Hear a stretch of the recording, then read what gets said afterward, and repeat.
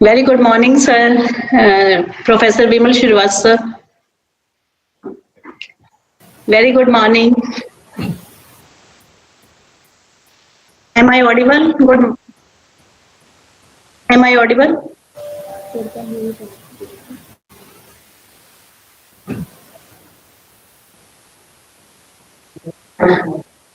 Am I audible? Yes, ma'am, audible. Very good morning. Good morning, ma'am. So Dr. Bansal have also joined. Vimal sir आपका mic mute है.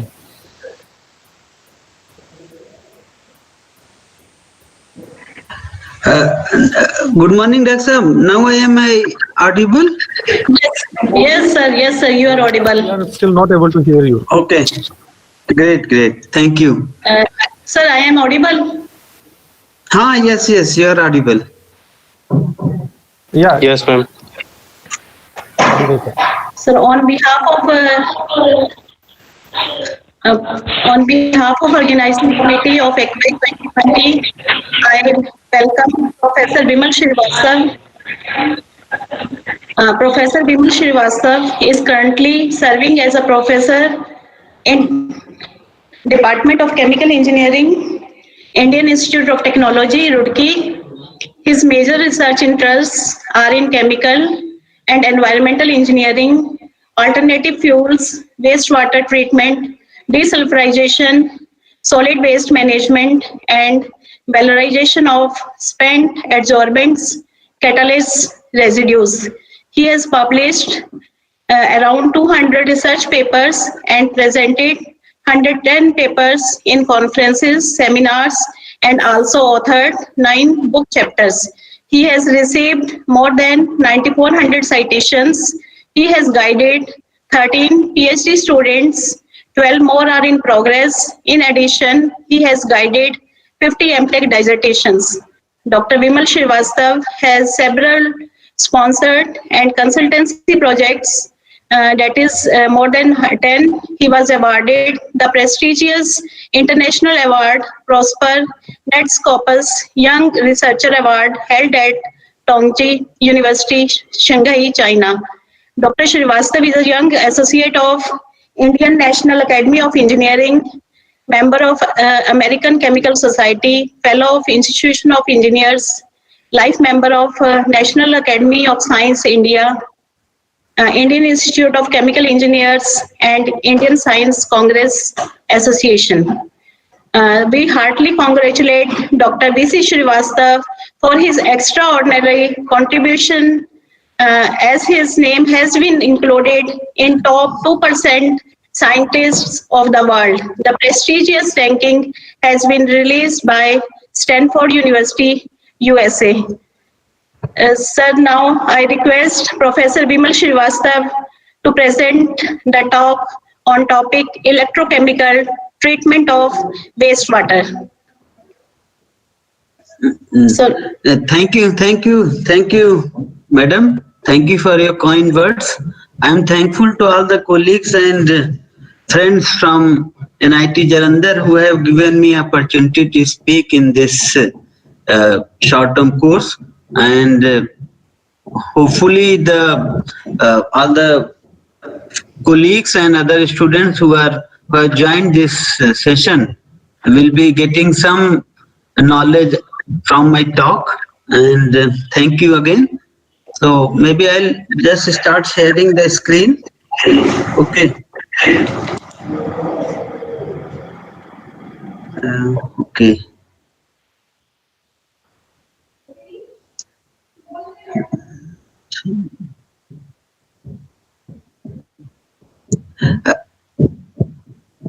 Where is the sharing option? Okay, yes. Is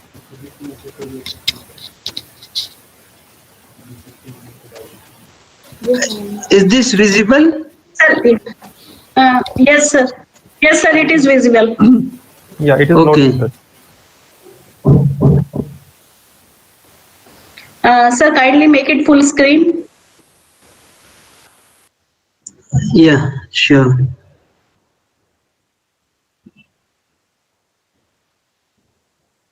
Now is it okay? Yes, sir. Wait for a second. Actually, I'll be switching off my video because I am in a low bandwidth position. So I don't know when it may go off. So in place of that, I'll be switching off my video, but I'll be on audio. So I hope this is visible to you. Yes, sir. Yes, sir. It's visible. Yes, sir. Okay, and okay, so thank you again. And now I'll be starting this section. So today I'm going to talk about this advanced oxidation processes generally. All of us know, and many of us do research in this area. Because this is the area which is going to dominate the type of pollutants and type of contaminants which are coming into the wastewater in place of the traditional type of organic contaminants. So all the previous technologies are not going to be sufficient to treat the wastewater which is going to come. So advanced oxidation processes are generally considered to be the techniques which will be highly useful. Some of these techniques will be used in individual way, and many of these techniques will be used in the hybrid method so as to combine these techniques and then treat the wastewater which is getting generated from various industries as well as other sources. So in particular, in today's talk, I will be talking with respect to electrochemical treatment of wastewater, and along with this, some hybrid techniques I will be discussing. So I'll be starting. Okay. I'll be starting the presentation. So, what is the present scenario? So, actually, this is a report which has been released by Niti Aayog very recently, and under the Ministry of Jal Shakti and Ministry of Rural Development. So, they have given a composite water management index recently in August 2019. And within that within that report, they have also mentioned what are the issues and what are the challenges which are there with respect to water crisis in India. So we have 12 river basins in India which have large quantity of water, but still we are facing within that river basin themselves, we are facing lot of water scarcity. And if water is there also, then we have polluted water within that all these basins. So though we have so many river basins, and because of these river basins only our population is very high, because in the traditional time people used to come to live in these river basins because the water was always available. But within these river basins also the scarcity of water, scarcity of clean water has become an issue. Now we have groundwater, and which is also getting polluted, and extremely high stress is there on the many states. You can see there are extremely high, more than Rajasthan, Punjab, Haryana, most of the UP, Uttarakhand, all these places we have extremely high water stress is there, and you can see the index which has been released by the Niti Aayog. So all these areas which will be requiring water, and we know that water is not only required for drinking purpose or otherwise. There is a water energy nexus which is there. If water is less, energy will also be produced less, because many of the electricity producing technologies, which include the thermal power plant as well as the hydro power plants, both require water. Without the water we cannot survive. So we have seen that in the summer seasons, when the water scarcity is there, so then we have the peak loads when the demand of energy is also high. Then we will always see that there are some thermal power plants which will get shut down, and those get shut down because they don't have enough water so that they can produce the steam. So, and because all the thermal power plants require the water, and but water is not available, since water is not there in the canal or the river from which they are getting the water. So that's why there is a balance which has to be kept. between whether we require the water for irrigation or for drinking or for energy production. So all these states where thermal power plants are there, where the water stress is high, so there will be always an issue. So if we don't have good amount of water, it is being forecasted that we'll be losing lot of GDP just because of the water, because we cannot have electricity, because certainly the first priority of water will be for drinking, second is for irrigation, because irrigation will provide us food. So energy is only the third priority. Now if energy is not available, then most of the other economic activities which are related to the electricity will be hampered. So we'll be losing GDP because of the decrease in water. So there directly relationships are there, and which have been, that's why this composite water management index has been given, and its values are also given in this report. If anybody is interested, they can go and read this report. Now this is the water management score of various states which have been reported within this report. So we can see that some of the states are performing better, and these states generally have lesser amount of water as compared to other states, and those states like Odisha, Bihar, Jharkhand, they got good enough quantity of water from the rain. Still their performance with respect to water management is very low. You can see easily all the union territories and smaller states are also not performing very well, and most of the northeastern states and Himalayan states except Himachal Pradesh, none are performing, and they are low performing states. So all these aspects, I'll request many of you to go and see this report. It gives an idea how we can improve the water management thing within our state, and we can help our respective state authorities in better management of water, which will be required.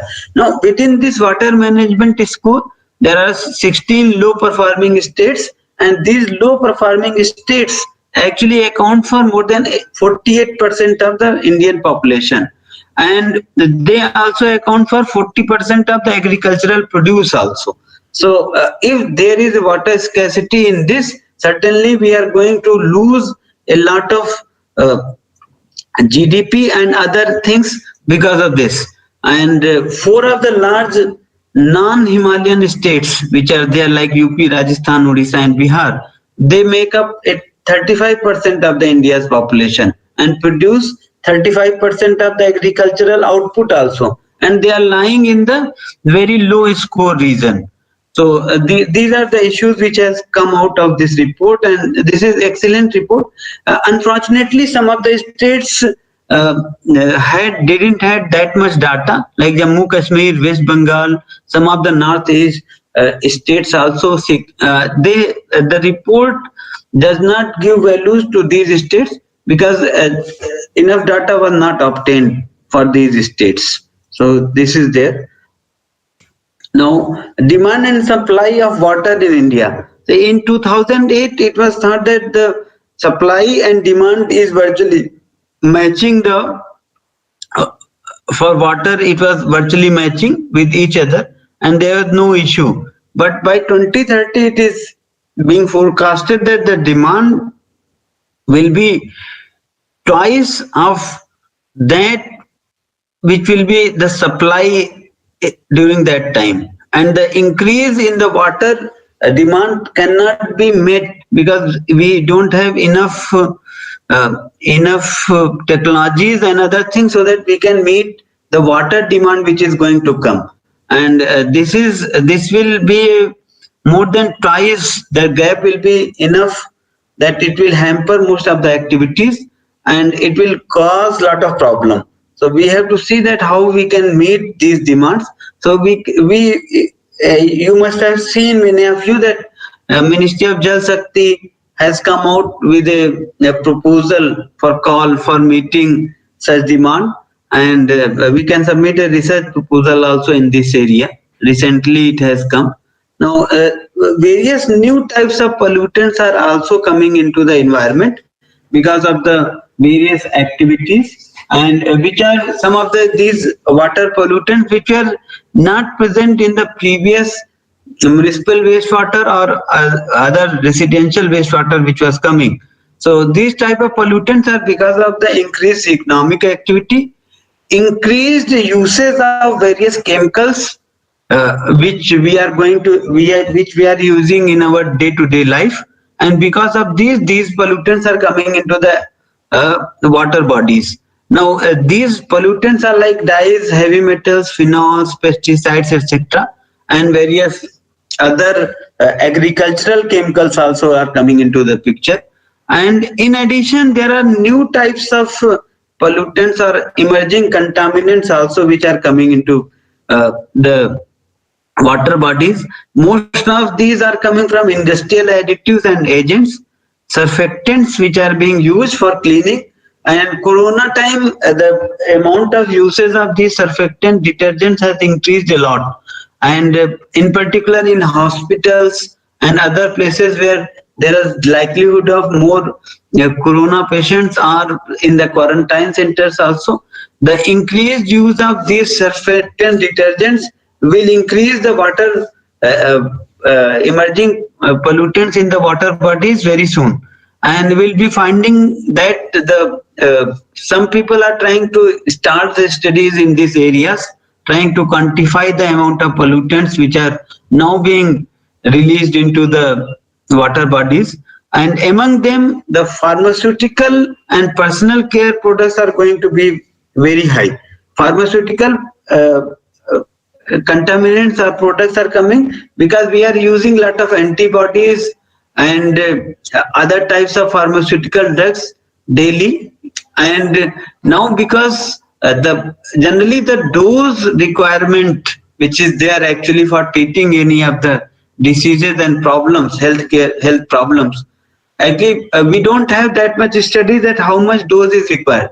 So many a times we are using higher dose, and we are excreting that contaminant also because they are getting released from urine and fecal, and they are going into the atmosphere again. And because of that, these pharmaceuticals are going to be present in higher amount in the water body. Similarly, personal care products, the use of personal care products because of the prosperity in our life has increased a lot, and people are using personal care products in daily life, and many people are using, if you count, a multiple number of personal care products daily. And ultimately we wash and we our body, and during that time all these personal care products are going into the water bodies. And these personal care products are generally aromatic compounds which have multiple ring structures. So it is very difficult to break these personal care products, and so they remain in the water bodies for longer time, and generally they cannot be biodegraded. So that's why technologies are required which will be able to degrade these emerging contaminants, because we cannot discharge them, we cannot use the water until unless we break these compounds into smaller compounds or non-toxic compounds. So this is what is required. Now this is the treated, and another slide which gives the idea regarding how much treatment and how much MLD is getting generated, the sewage generation and industrial sewage generation in urban areas. And then also it tells us that what is the MLD of installed treatment capacity, the blue color one, and the black color one, the number which is given, it gives the number of polluted river stretches which have been identified in different states. So you can see that in the these are the various capacities. And India, we have lesser capacity. Many states have better capacity as compared to like Uttarakhand. You can see the sewage generation is 495, but the installed capacity is 152. And similarly, in many states like Uttar Pradesh, we can see it is only here it is higher. You can see it is 7,124, but it is 2,646 MLD only. So we have lot of problems with respect to our treatment capacities, which are there in various states. So that's why many state pollution control boards are coming up with various tenders and other things so as to install various treatment plants in all those cities and small towns where the generation is very high, but we don't have any treatment plants, etc. And when now, because these are the new plants which are going to be installed, it is most likely that if we tell our state governments and other persons who are working or designing these plants to include some of the technologies which should be able to degrade the emerging contaminants also. So this is very essential, and we should tell our state officials as well as the central officials to look into the situation and install new type of technologies which can treat the emerging contaminants or pollutants. Now, what are the various types of pharmaceutical or other types of emerging pollutants? So, in many of the drugs, if you while taking the drugs, we can look into the salt content and the other things. Like in most of the cosmetic pollutants, benzophenone 3 is one of the very basic drug, which is a basic chemical which is used in many of the personal care products as well as cosmetic products also. So we can identify by looking into this what are the common pollutants, and we can work upon the treatment of these pollutants in the wastewater by using various techniques. So some of the major pollutants, emerging pollutants, have been listed here under various categories. So the brown color ones are those which are very common and which we can work to treat these pollutants also. Now we can see easily that which one is used most often.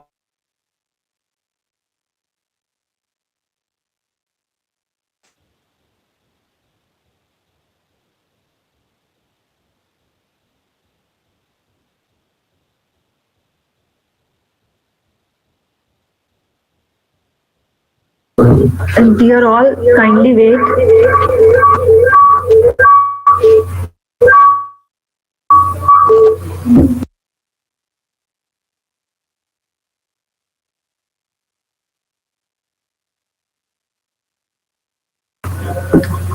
Dear all, kindly wait. I think connection has been left by our expert talk by Dr. Vimal Srivastava sir.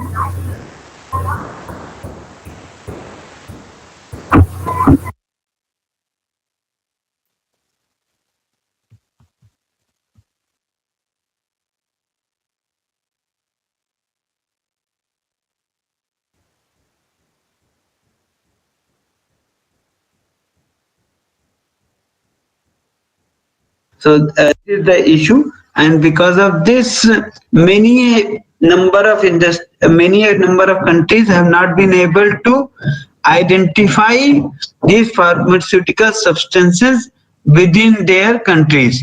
So, but in India also, some of the places. Doctor Vimal pharmaceutical. Vimal sir हाँ, yeah. आप बीच में हल्का सा आपका हाँ. Connection टूट गया था, आपकी पीपीटी नहीं आ रही है अभी. Okay. Should I share again? Sir 2 slides आप पीछे जा सकते हैं, मुझे लगता है इतना ही टाइम लगा होगा. और स्लाइड्स आ नहीं रही. This one? स्लाइड्स आपको दोबारा से शेयर करनी पड़ेंगे sir. Okay. Wait for a second. हाँ, कोई बात नहीं sir. Actually, I'm in hometown, so here the connection issue is there, as well as sound issue is also here. So I hope, can you see this? Yeah, now we can see. We can see, sir. हाँ यहीं पे चल रहा था sir, we could see these slides, मैंने देखी है ये स्लाइड्स। Okay, okay. आप नेक्स्ट स्लाइड So पे please, please inform if any of the issues are there. Okay. Right, sir. Otherwise, I won't be able to know. So these are the different antibiotics which have been found in different surface water bodies from different regions in the world. So this study is reported in Science of Total Environment. You can see the reference at the bottom.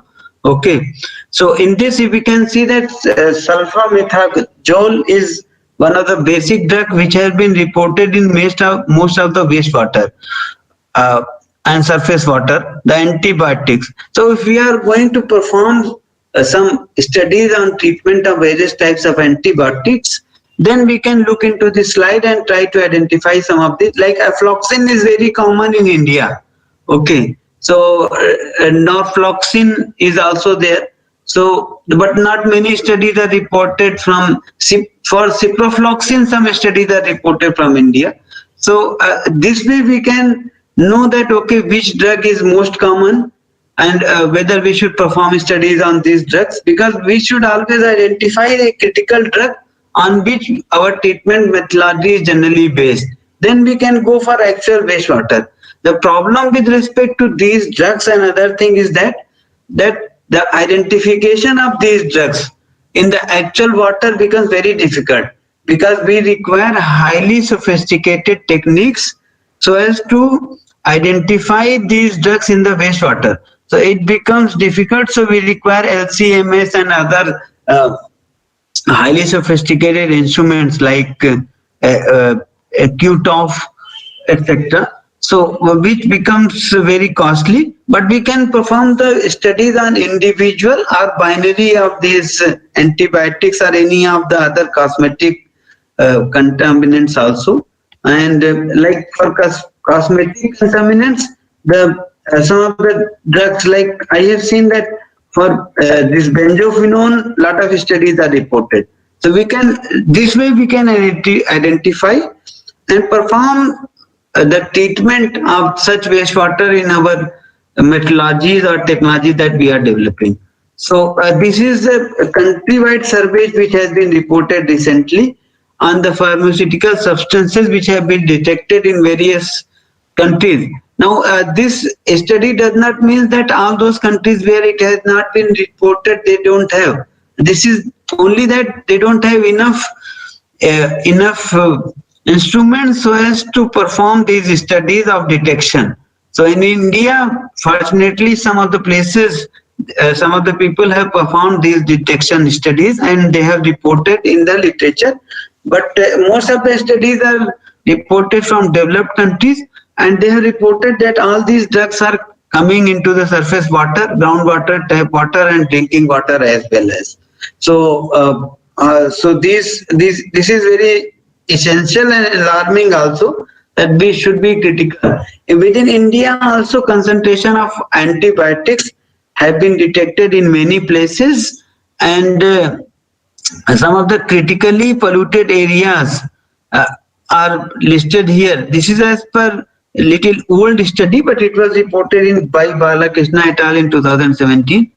And in particular in Hyderabad region, antibiotics have been detected in Musi River, and the concentration limits are more than 1,000 times the usual concentration.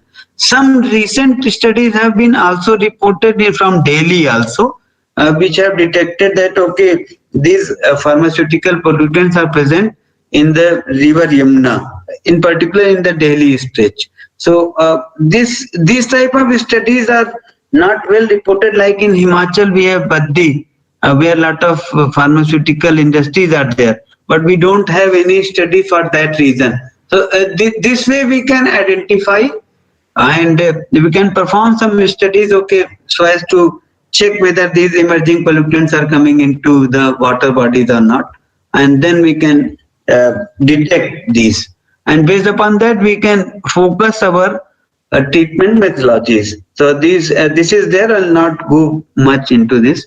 So there are a lot of pharmaceutical drugs have been identified. Many of the smaller industries are not doing any treatment also. Sometimes they will throw away the water by some method or other from some sources, and these are all the actual photographs from various places. So these are the limits of. Now this is an important slide. Recently, the Ministry of Environment, Forest and Climate Change has actually come up with an environmental standards for bulk drug and formulation, that is pharmaceutical industries, by listing a number of drugs, and they're limiting their concentration value also. So I have listed here only a few of them, but there are in the actual gadget which has come here. So gadget is January 23rd. If you go and look into the Google, you can easily identify this particular gadget, and where they have already listed the limiting value of the concentration of various drugs. And in the draft, there are 121 common antibiotics which have been listed. So now there is a already a rule has been set, and now we can, but the problem is with respect to detection. The detection methodologies are little difficult, and we require a lot of sophisticated instruments for detection of these drugs in the water bodies. So this is there. Now we'll be coming to the treatment techniques which are there. So now we can see here technologies which are available for pollutant removal are generally, we can categorize them in the three categories. So there are conventional methods like coagulation, flocculation, biological treatment, adsorption, etc., which are very, very common and which have been used for long. Okay. Now some established recovery method. These are not treatment method. Remember, these are the recovery method where we separate out the pollutants and the water. So these recovery methods are also well established and they are used in common, but they don't degrade the pollutant. This is what first we must remember. And then they can only concentrate the pollutant on the one side, and then that concentrated slurry is further treated or evaporated or reused, or the treated water is reused. So in this category there are membrane separation techniques which include RO, ultrafiltration, microfiltration, and nanofiltration is less, but nanofiltration can also be considered, or it may be considered as the emerging treatment method or separation method. Then ion exchange is very common for, which is used for removing the all the calcium, magnesium things out of the water. And solvent extraction is also used in many of the industries where the number of amount of organic pollutants or something which is very precious is available in water in higher concentration. Generally, the solvent extraction is never used for lower concentration values. It is generally used for higher concentration values, and where the recovery gives enough cost benefits. So this is the option, because we have to use another step also for solvent recovery also. So this solvent extraction technique can only be used is used only in few places, and that where the cost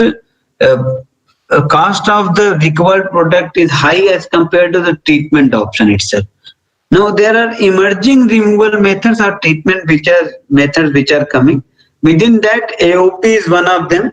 Then nanofiltration and bioabsorption are the techniques which are coming into picture very quickly, and many of the treatment or the papers which are reported with respect to wastewater treatment are mostly related to these AOPs methods. More than 60-70% of the paper are coming from AOPs only, and then other techniques can be used.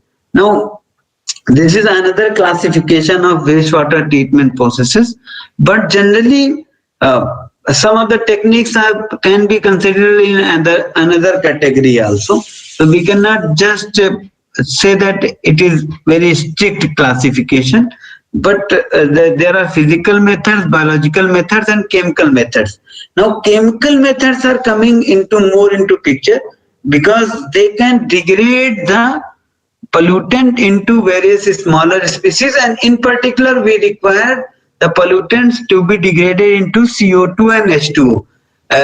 That means the respective smallest elemental molecule which can be obtained out of the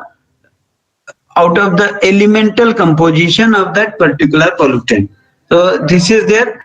A reduction is also there because, like, if nitrogen is there within the nitrogen as an element is present within the contaminant, then we can generally we wish that nitrogen should be reduced to N2.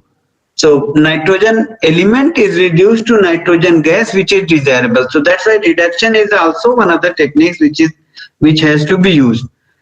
Now, within AOPs, there are different types of AOP methods which are there. So all these techniques I have tried to list here. So AOPs include photocatalysis, phenton-based methods, electrochemical, ozone-based methods, sonolysis where the sound is used, and some other AOPs are also coming into the picture. Now, photocatalysis is generally performed using TiO2 and zinc oxide, which are very, very common photocatalysts. But there is a requirement of photocatalysts which can work in the visible light. Now, the band gap of TiO2 and zinc oxide is as such that they require UV light for degradation to occur. So that means if we have to use this particular technology in a larger scale, so that means you will require the UV light. Now, we know very well that because of the ozone layer, most of the UV light is absorbed by the ozone layer itself, and we don't have enough UV light at the ground level of the mother earth. So we don't have UV light. So as such, these technologies are limited because of the catalyst itself cannot work in the presence of the visible light. So that means we require visible light catalyst, then it will be easier, because then at least during the daytime we can treat the wastewater using the visible light, in particular in those countries where the visible light or the daytime is very large and the intensity of sunlight is also very strong. So under those conditions we can easily use the photocatalysis. So there are other challenges also with respect to photocatalysis, that how the water will penetrate into how the sunlight will penetrate into the water, which is very dark in nature or otherwise. So all these aspects have to be taken into account for developing technologies which should be photocatalysis based technology which can be useful. Now then there is another technique which is phenton based method. Here we use a peculiar characteristics of the in particular, generally we use iron as a catalyst, but because iron can change into various forms because it has a multiple valency, so iron can change into ferrous, ferric, etc. So because of this, we can use this technique, and because of that extra electron which is there, or the electron which, because of the movement of the electron, we can generate some hydroxyl radicals and other things, and we can use them. So like the phenton based method, the people are trying to use other techniques where the magnesium and all other types of such metals can be used. The only problem with respect to phenton based method is that we require low pH. pH should be low. That means around less than 4, around 4.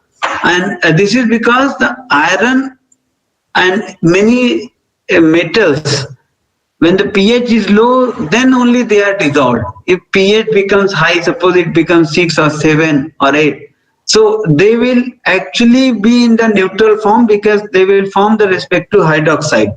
And if the pH goes beyond that, maybe 10, then they will form the negative form of that. And also the molecular weight goes on increasing with increase in the pH, because the OH radical gets combined with the respective metal. So like if Fe2 is there, it will get converted into FeOH2 in the neutral form. So that means its molecular weight has increased. So it will settle down. It will not remain in the water. And similarly, FeOH3 minus, it's a negative form of this particular iron, but it will have very high molecular weight. So it is, though it is in negative form, it can be used for treatment of positive species, but still it will settle down because its molecular weight has again increased because of the 3 OH radical which have combined with the iron. So these are the limitations which are there with respect to these technologies, but they can be used in various combinations, and generally for like photocatalysis here, we can see here the H2O2 has been listed. Many people add this hydrogen peroxide beforehand. Similarly, we can have photophenton where UV is also used along with H2O2, and then iron is used as a catalyst. So this is phenton based method. Similarly, we can use ultrasound also. So we have sonophenton. Similarly, the electrochemical technique which I am going to discuss in large detail, so I'll not discuss it here. It can be combined with many of the techniques. Recently, we have published a number of papers. So today I'm going to discuss little bit about Sonu also in the last sections of my talk. Similarly, ozone-based techniques are also being implemented. Ozone is a gas which is highly oxidizing in nature. It has a high oxidizing potential, and because of that it can degrade many of the pollutants also. So ozone is detrimental to our health also. So ozone it has a limitation that there is a particular solubility limit of ozone within water, and that depends upon the for pure water it will be different, and then for other types of contaminants, if they are present, then it will also may change the solubility. Now we cannot use amount of ozone beyond the solubility limit, because if we use beyond the solubility limit, ozone will come out of the water, and then that ozone should not leave the system, because otherwise it will be detrimental to human body, human health, as well as all other species which are present in that atmosphere. So ozone is highly detrimental to our health also. So there is a limitation that what is the maximum amount of the ozone that can be used. So if the water contains lot of contaminants, and if the rate of treatment of that contaminant is high, then the amount of ozone we can use in higher quantity, because that ozone will be quickly used up by the contaminants which are present in the water. So that means that if the treatment efficiency is very fast, ozone based method could be good method. Otherwise it has a limitation that we cannot use very high amount of ozone, and ozone will certainly beyond the solubility limit, it will come out into the atmosphere, which is not at all desirable, because there is a concentration limit of ozone in the atmosphere in the ambient condition because of the NOx standard. So this limits the ozone method. Ozone has been used by using other techniques like UV and other techniques. So similarly, sonolysis as a technique is being tested by many people in combination with photo, in combination with electro. In the sonolysis, we use the sound of different intensity and power so as to generate hydroxyl radical within the water body, and that radical then helps in the treatment. Though there is a certainly drawback that lot of sound is there, so you feel that noise pollution is there, and also generally the efficiency of this technique is lower as compared to other technique. So this I must say. Then there are other AOP techniques like wet oxidation is very common and old technique, and in the wet oxidation we use high pressure and temperature conditions, and the pressure is very high. In fact, it is high pressure vessel is required for treatment of this. So that means the treatment cost with respect to capital cost increases, because we have to use high pressure reactor for treatment of such wastewater, and then supercritical oxidation also requires such conditions where the temperature is high. The pressure may be lower, but pressure may also be increased if we have to reach the critical condition, and under that condition the treatment is done. Some people use irradiation technique using high electron beam and other methods, but generally the cost is high. But certainly some of these techniques may be useful at one place and may not be useful for another wastewater. So depending upon the pH, depending upon the concentration of the pollutants within the water bodies, the different techniques may be required for treatment of such wastewater. All these techniques may be useful at one place or another. So this is it. Now these are the mechanisms. So generally all the AOPs generate different types of oxidizing agents. The oxidizing agent which is generally produced more often is hydroxyl radical, and hydroxyl radicals have very high redox potential. You can see at 2.8 electron volt. So they are highly helpful in the treatment of the wastewater, and most of these techniques rely on these. So AOPs generally they will produce oxidizing agent. So all the biodegradable compounds and the recalcitrant compounds will be degraded. So the technique is that the recalcitrant compound, because of the oxidizing agent, may get converted into CO2 H2O, or it will get converted into smaller biological compounds. So, and these biological compounds then can further be oxidized by these oxidizing agent into respective CO2 H2O N2 etc. inorganic salts. So these are some of the oxidizing agents in many wastewater may be added from outside, and they actually help in the treatment method like permanganate and persulfate. But generally such studies are less reported, but they can be useful in some other places. So like if you have to use a salt for increasing the conductivity, so we can use think of using a salt which can have an anion which has high oxidizing potential. So it will help actually in the treatment of the wastewater. So all the mechanism of generation of hydroxyl radicals in AOP is here listed.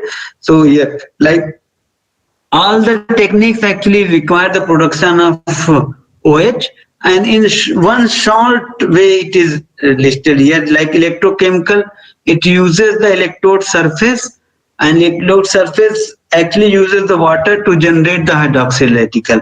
In the Fenton method, because of the redox nature of the iron itself and H2O2 itself which is used, we have hydroxyl radical which is generated. So we have iron getting converted from one valency to another valency. In the photocatalysis, the holes and electrons are used in combination with the UV light or any other light depending upon the type of catalyst to generate holes and electrons, and these holes and electrons actually generate the hydroxyl radical. In the UV peroxide process also the same technique is used. In the sonolysis the sound is used, and in the radiolysis the irradiations are used for generation of these hydroxyl radicals. Now the advantages of AOPs are that they have very high reaction rates as compared to biological methods.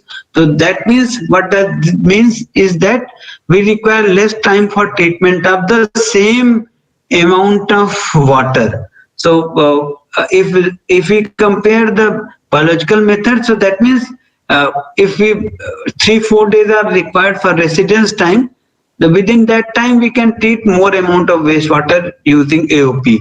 They have the potential to reduce the toxicity and completely mineralize the organic contaminants. So they can be used for completely mineralizing. Generally, it may not be possible that much, but generally they reduce the wastewater into such conditions that they can be easily treated by biological means. So this is enough. Sometimes they do not concentrate the waste like the membranes or activated carbon absorption. They totally mineralize. So this is the advantage. Many of the techniques do not create the sludge which is there in the physico-chemical treatment. So where a lot of sludge is generated, then we have to manage that sludge, throw it in the landfill or use it for burning, etc. So generally they won't create any sludge which has to be further treated. And generally they are non-selective. Non-selective means that they consider anything for degradation. They will not be that they will oxidize one of the contaminant but do not oxidize another one. So they are non-selective. That means they oxidize all the pollutants which are coming into the water bodies, but they are capital intensive, and sometimes the cost may be lowered if we take care of that. Now,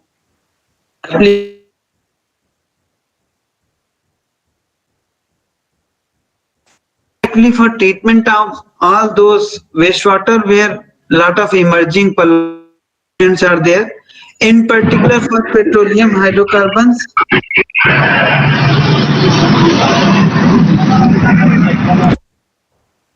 Aromatic hydrocarbons like toluene, benzene, xylene, etc. Phenols, because for the VOCs already a regulation is there that in all the petroleum industries, and maybe it may be implemented in all the petrol pumps also, that they have to suck all the air and then they have to pass the air through they have to actually oxidize all these aromatic hydrocarbons which may be released during the filling of petrol or diesel into various vehicles. So all these have to be sucked. So time is not far that all the petrol stations will install a treatment technique for treatment of VOCs. And these VOCs are present in the water also, in the petroleum industries and petrochemical industries. So for them, AOP is one of the methods which can be highly helpful. Similarly, phenols, chlorinated hydrocarbons, etc. are coming into the water bodies, dyes, pesticides, pharmaceuticals, explosives. Explosive wastewater is a basic concern because explosive is not only for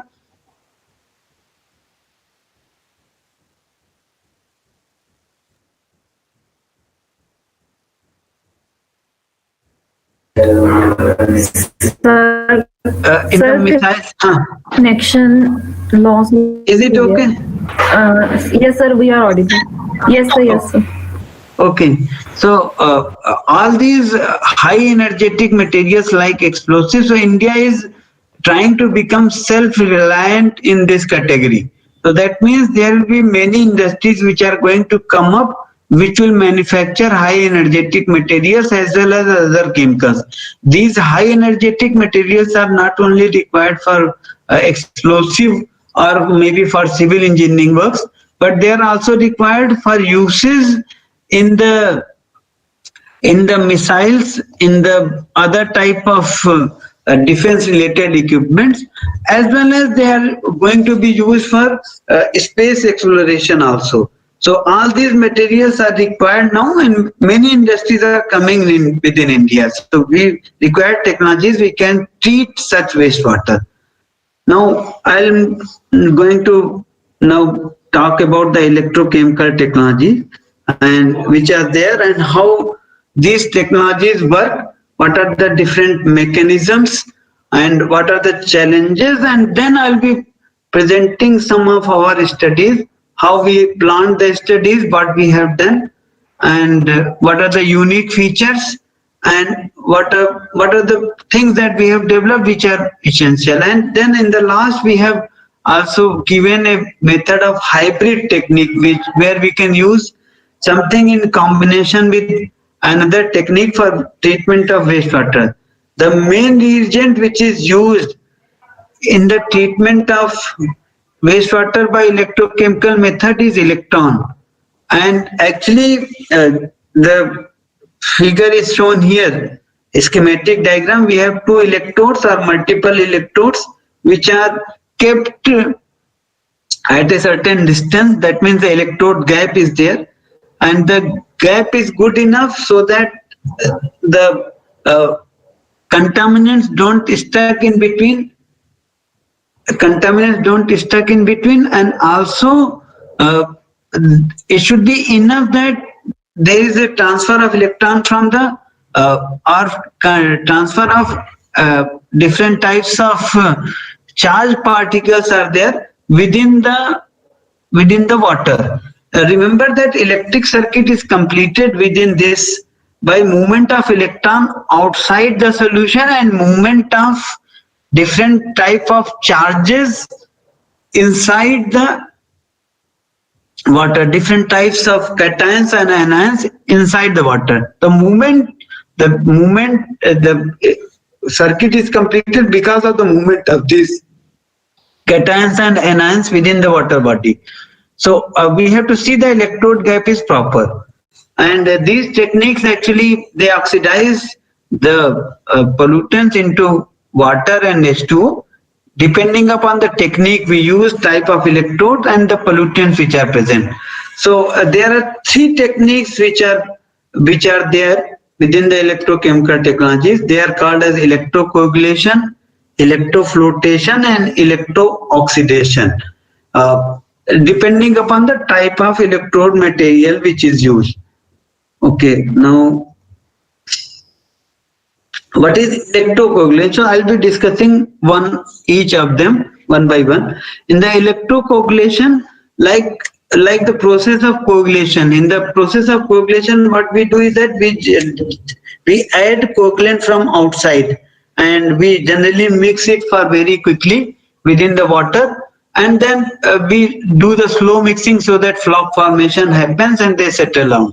Here the technique is very similar. The mechanism of working is also similar, because we want to generate some coagulants with positive charge and which can destabilize the negative charge colloidal particles which are present in the water, and thus they can neutralize the particle charge, and because of that those particles can come together and they can form bigger flocks, and then they can settle down because of increase in size. So their settling is enhanced, or if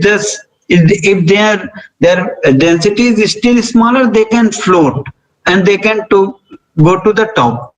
So we want to increase the size, we want the particles to come together, and this is done by neutralizing the particle charge. There is other mechanism which can work, which is called swift flocculation also, if depending upon the pH. So the species which are generated, they can form respective hydroxide depending upon the pH, and then these can settle down and they can help in the removal process. So generally two types of electrodes are used in the electrocoagulation. One is iron, another is aluminum, and depending upon the type of electrode which is used as anode. So these electrodes are generally used as anode, and within the solution this iron get dissolved and generate the respective iron species, either ferric or ferrous, depending upon the type of electrode. And then similarly for aluminum we have Al3+ which is generated. So we have two things which are getting generated. One is electron and another is Fe2+ or Al3+.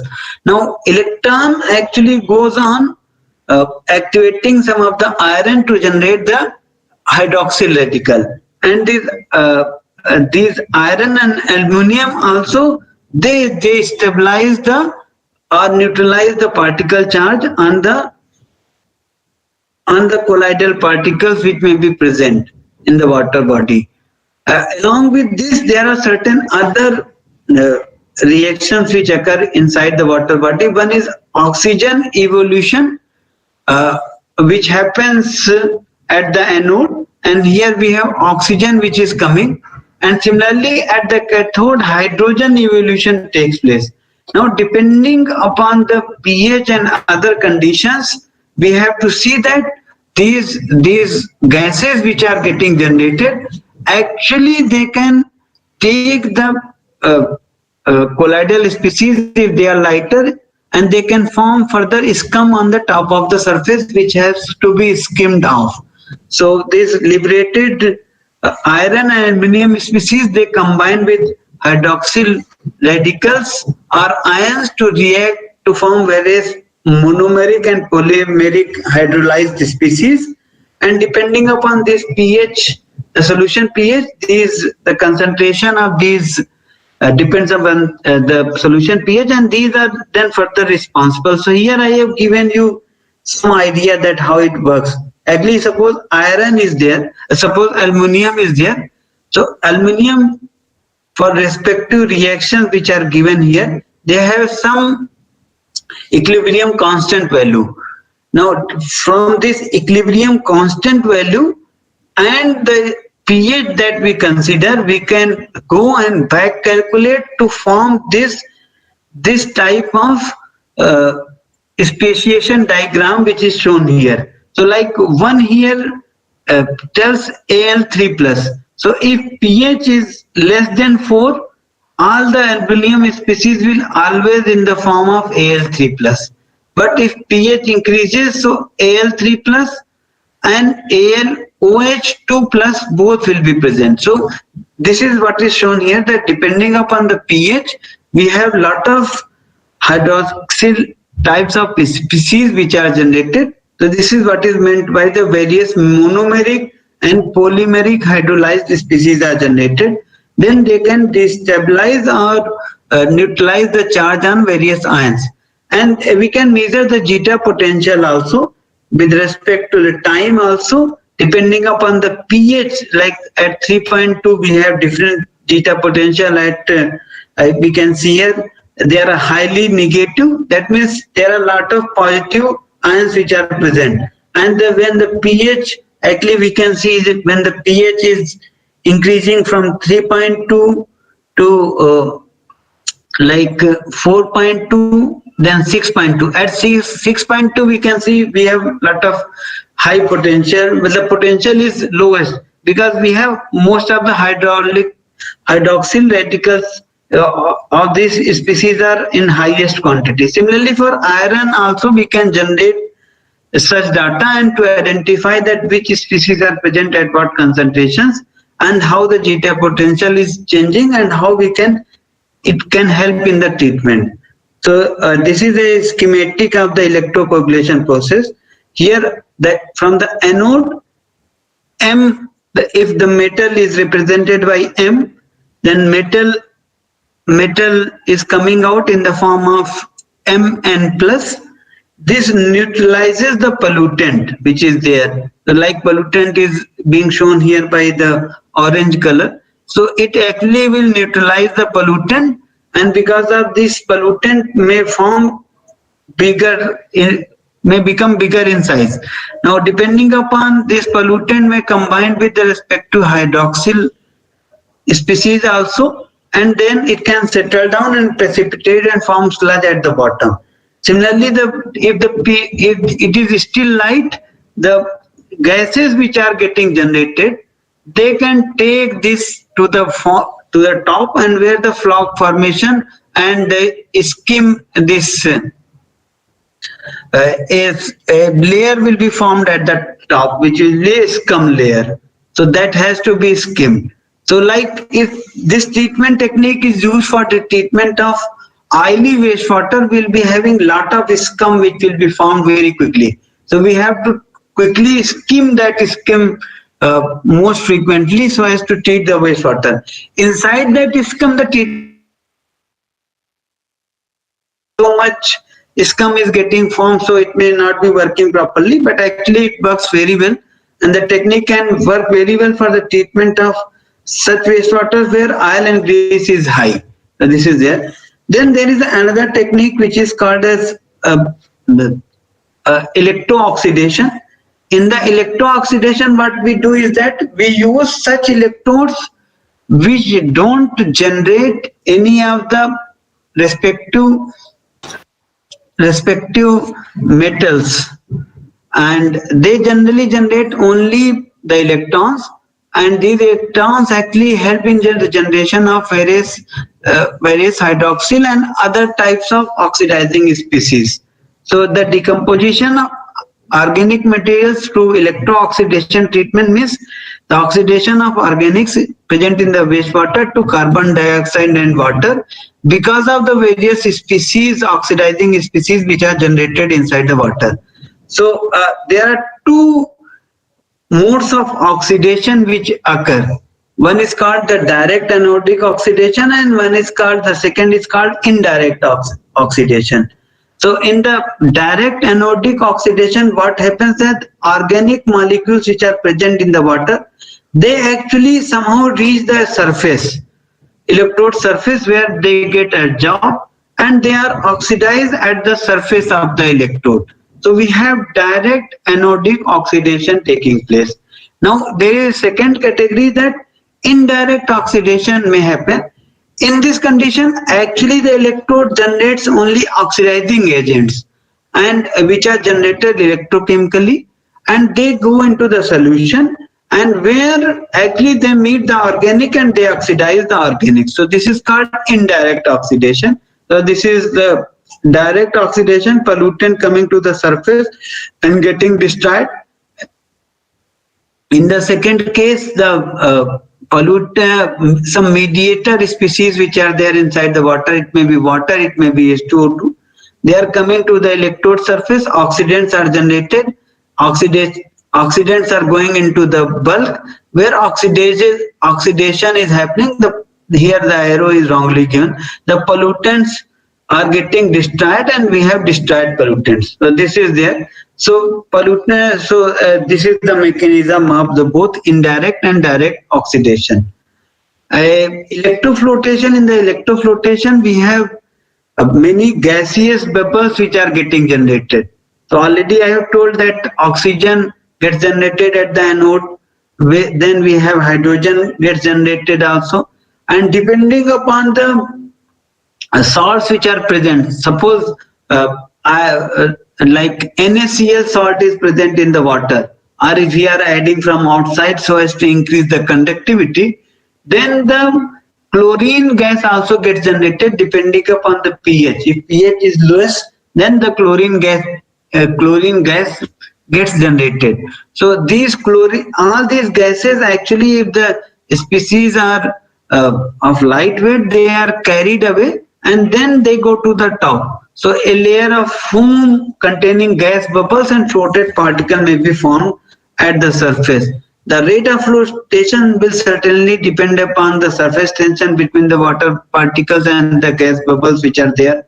Then the bubble sizes and their distribution and their density, how much and what size they are getting formed. A residence time of the solution, whether it is more of depth is higher or lower, depending upon these conditions, because if the depth is too much, the bubble will get burst inside the solution itself. So it may not be able to carry the pollutant to the top, which is what is desirable in the electroflotation. So that's why the depth is also a critical parameter in the electroflotation. The particle and gas bubble zeta potentials, temperature and pH of the solution. So all these factors come into picture during electroflotation. So the same you can see here, the floated sludge is there at the top, and then it has to be skimmed so as to remove. So I'll not go. Now, what are the various factors which affect the electrochemical processes and how we can manage them? So electrochemical processes will depend upon a number of parameters. Some parameters are directly related to the system. Some parameters are related to the wastewater, and some parameters which can be like ambient conditions. So these are the three categories of parameters. So the parameters which are directly related to electrochemical technique is like what type of electrode plate we are using, whether it is sacrificial electrode, that means the aluminum and iron will go into the water and it will sacrifice itself. So that means after some time we have to replace these electrodes. And second category is called dimensionally stable electrode, that I am going to talk now. So a dimensionally stable electrode, DAC, they are called in short. Many times, because we are more interested in dimensionally stable anodes only, we may call them DSA also. So whether we use electrode plate of which type, so that will also tell that what type of treatment mechanism is likely to occur during the electrochemical treatment. Then the cell potential, that what is the potential that we are going to apply across the electrode.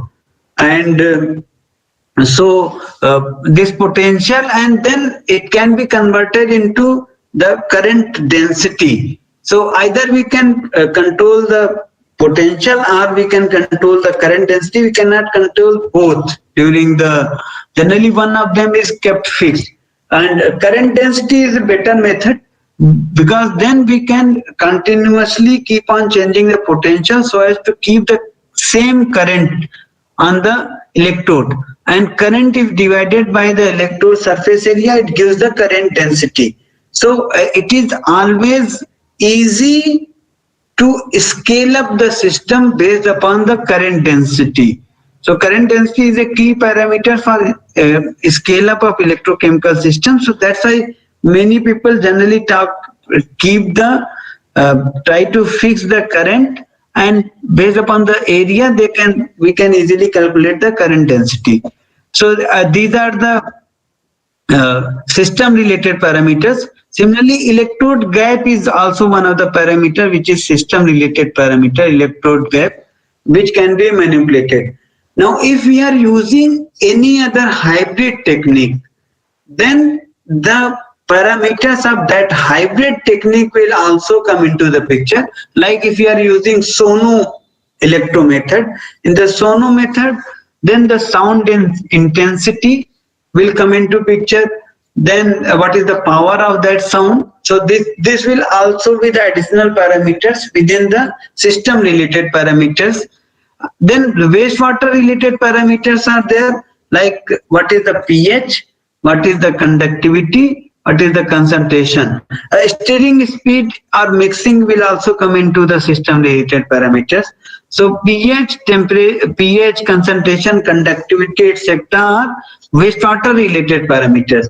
pH generally we can manipulate the pH at in our lab scale, but in the actual wastewater treatment, we want to treat the wastewater at its natural pH, whatever pH is there. So pH does not actually cannot be changed until unless we have some wastewaters or some solutions which are available within the industry which are of no value to that industry, and which can be added within the wastewater so as to manipulate the pH. So if that additional stream of some acidic and basic solution is available within the wastewater which is generated in the industry, then we can manipulate the pH. Otherwise, most often we cannot manipulate the pH before treatment. So this is there. Conductivity is one of the essential parameters which is required for electrochemical process to succeed. Until and unless we have movement of ions within the water bodies so that the circuit is completed, we can never, electrochemical systems can never work. So if electrical conductivity is not there in the solution, we have to increase the conductivity. So what we do is that most often we add additional salts from outside if the wastewater does not contain the conductivity. Actual wastewater always contain good enough conductivity, but sometimes they may not contain the conductivity, so we have to use some salts and add them from outside so that the conductivity becomes good and our electrochemical systems can work better. So this is there. and certainly pollution concentration we cannot do much, but it generally affects the treatment efficiency as well as the how our system works. So then the mixing and stirring speed, etc., are one of the parameters. Now, when we use some hybrid techniques, we can actually, like if we use the ultrasound, then stirring becomes unimportant, because ultrasound actually helps in the mixing process also. So stirring, there is no additional mixture is required. Otherwise, mixers will be required for stirring and proper mixing of the pollutants. There are some additional parameters which I have not listed here, but there are other parameters also which can come into picture, like there is some method which is called pulse reversal. That means the anode which is there and cathode, so they actually become interchange after some time. So what is the time after which this interchange can be done? Actually, it prolongs the treatment for longer duration, and also it helps in cleaning the electrodes. So actually it increases the efficiency. So this is also one of the parameters if it may be included, but this is not a major parameter. So now I'm going into the next slide. So what are the dimensionally stable anodes or stable electrodes? These are highly stable and have mechanical and chemical resistances even under strong acidic conditions. So that means if the pH is very low or pH is sometimes high also, these types of anodes actually are highly stable. They do not get dissolved into the water body. So that means they will be remaining there for longer duration. And also such electrodes are such that they can actually produce very strong oxidants like chlorine, ozone, free radicals, etc. And so thus they help in the generation of these radicals, actually oxidizing agents, which help in the treatment of the wastewater. Now DSA electrodes actually produce very negligible amount of sludge and scum if they are used for the treatment of wastewater. So so what are these DSA electrodes? These are actually, they have inert metal support, and which is further coated by noble metal oxides like ruthenium oxide, iridium oxide, or any other oxide that we are also testing in our lab and many people are using. So several types of DSA have been used for treatment of wastewaters like boron doped diamond, titanium coated metal oxide. We have in our lab, we have worked most often in the second or the fourth method, then the fourth category, then iron coated with ruthenium oxide, then titanium and iridium oxide coated with ruthenium oxide. So many of these DSA electrodes have been made and they are nowadays used in the wastewater treatment, and many transition metals can be used for the electrode like ruthenium, tantalum, titanium, iridium, tin, antimony, etc. But certainly they are costly, but they are highly stable as compared to other electrode, and they can work for longer duration. And this is the how different types of DSA and DSA type metal oxide electrodes are have been come into picture in the history of the so first graphite, lead and iron type of electrodes were used. So they are not only used for wastewater treatment, they have been used for other techniques also. So these are the low efficiency and they undergo corrosion, all these electrodes. Then titanium and platinum came into picture in 1965. They are dimensionally stable and they undergo very slow corrosion. Okay, so they are actually good, and they are dilute brine solutions. Okay, so but they are costly. This is the problem. Then people started coating the titanium. See this is titanium coated with platinum. Titanium coated with ruthenium or titanium oxide itself. They got developed in 1950s itself. And in the 1970s, the double oxide and triple oxide coated titanium came into picture. Now after 1970 to till now, many other types of electrodes have come into picture and they can be used for treatment of such wastewaters. Now there is the importance of electrochemical series during the treatment of wastewater. So we have to see that which type of electrode we have to use. So like during the electrochem, so all these, if we go on increasing and going above within this lab, actually all these can help in perform better reduction, or they are better reducing agents.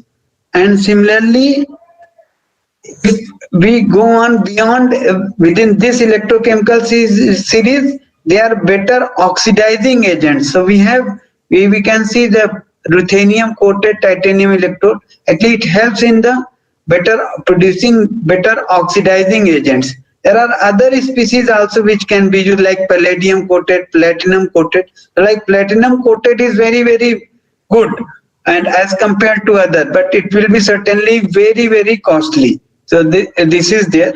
There are, in place of gold coated electrodes are also there. So all these electrodes, the electrochemical series actually helps. We can use the electrochemical series to identify the electrode which we are going to use in the electrochemical treatment. Another idea is also there. This I am telling you. We can use the thermodynamics also. So like for thermodynamics, we know that for any, suppose we are going to use afloxacin. So for afloxacin, we can know its delta G from delta H and delta S depending upon the temperature. Now the delta G which is required for the treatment for its destruction will be given by the NFE. Delta G in the electrochemical is actually equal to NFE, where F is the Faraday constant and E is the electrode potential which is between the two. So if we select one, suppose we have one cathode we select, then we can select the anode depending upon the electrochemical series, so that enough potential is available so as to give the delta G value which should be highly negative, more negative than which is required. So if we don't have that value, then otherwise destruction will never occur. So this way we can tentatively identify some of the key compounds in the wastewater. Depending upon that, we may select different types of oxidizing, different types of electrodes. Also, if you have to do the coating, also, so which coating can be performed above the base electrode depends upon the oxidizing and reducing conditions also. So this way we can identify the coating which can be done. So this is not that we can do anything arbitrary. There is a lot of theory behind that. So this is there. Similarly, the activity of electrodes actually depends upon we can identify the activity of different electrode by volcano plot. This is called volcano plot. So if any electrode we are going to use, and then what is the condition at which it has maximum activity. So this can be obtained from volcano plot. Volcano plot helps to understand the trends in electrocatalytic activity of some of the metal and metal oxide surfaces concerning those model reactions. So maximum activity is achieved at an optimum value where the interaction of the key intermediate with the surface is neither too strong and not too weak. Now how we can understand this is, suppose afloxacin is there in the wastewater. Now if suppose afloxacin is strongly attracted towards the electrode. Now if it gets attracted, it will get absorbed, but we don't want it to remain on the electrode surface. We want the destruction to occur and then it should be released. So activity of the electrode will become higher if the balance is there.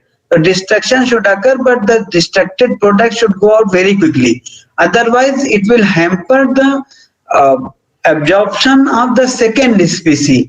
So if this does not happen very quickly, so electrode will become unclean very quickly, and it will have more sticky material on its surface. So its activity will go off very quickly within time. So we require certain balance of both strong interaction as well as weak interaction. Under that condition only we can have maximum activity.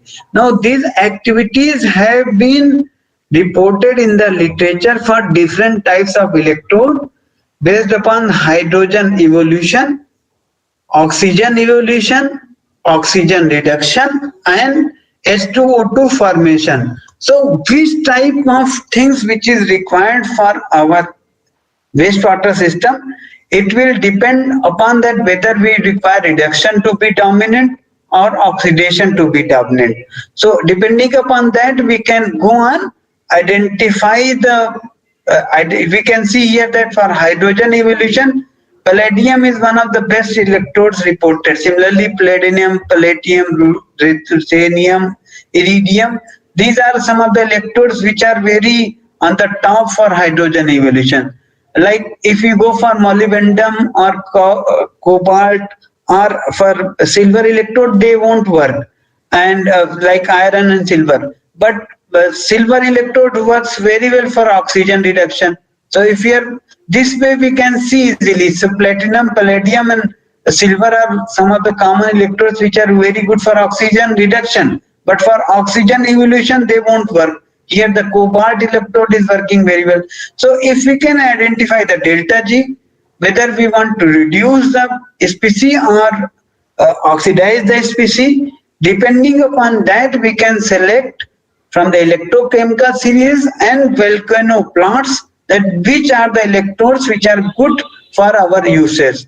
So if you have any, go on search all these key terms in the Google if you want to study further, and you can get lot of information for these, and then we can further use the electrochemical treatment. Now here I have listed some of the uses of such techniques in the wastewater treatment by our group. So this is the for the textile industry wastewater. This was published in 2013. All the papers are listed at the in the last of the slides. So this is the multi-step optimization of operating parameters during electrocoagulation treatment. Actually, this is electrocoagulation treatment of textile industry wastewater. So what we did, this study is very good, that we can identify that among various parameters, which are the parameters which are critical, and we need to optimize these parameters. So this is given here. Now what we did is that we performed the wastewater characterization on the textile. This we had obtained from the Panipat in some of the textile industries. So we did this. Then what we did is that we listed the parameters here. You can see 6 parameters we identified. That the current density, time of treatment, electrode gap, temperature, pH, and salt concentration. So we found that okay, there are 6 parameters which are important and which are essentially they need to be optimized for maximizing the treatment efficiency. Now if you have to perform such studies either for electrochemical treatment of any other wastewater treatment method or any other optimization technique also in the chemical engineering, we can use the Plackett-Berman design for initial screening of the parameters. So depending upon the levels, we listed some of the initial, that okay, the temperature like J can be kept from 39.21 to 196. Actually, our electrode surface area was something. So the current under which it can be kept was kept here, like 1 ampere, 2 ampere, 3 ampere, and by dividing by the surface area we can identify this value. So from this we identify that our current density range that we can optimize is in this range. We performed some preliminary studies that we found that okay, treatment actually works very well up to 180 minutes. Within 3 hours the treatment is at maximum, but we wanted to minimize the treatment time, so we also checked that within 60 minutes the treatment is not good enough, so we kept within this range. Similarly, the electrode gap, whether it should be 1 centimeter or 3 centimeter or in between value. Similarly, temperature also we can somehow maintain some temperature within our system, so we identified this range. Similarly, pH, because wastewater was generally it directly had a pH of 9.75, but we kept around this value. Then similarly, the electrode, the amount of salt concentration that had to be added. So this was the level, only plus and minus, and depending upon this we actually measured the COD removal efficiency as well as the color efficiency. And so we performed the Plackett-Berman design test, and here we found that for some of the parameters, when the levels are increasing from -1 to 1, actually the efficiency is increasing, and for some of the parameters it is decreasing. Okay, so we found like for pH it is decreasing, for gap parameters it is increasing with increase in the level COD. Now what we do is that how to identify the parameters which are less critical and which are more critical. The changes in the levels means that the factors, that particular factor is highly influencing the response. That means the pH was one of the parameters which was actually changing the COD removal efficiency very much.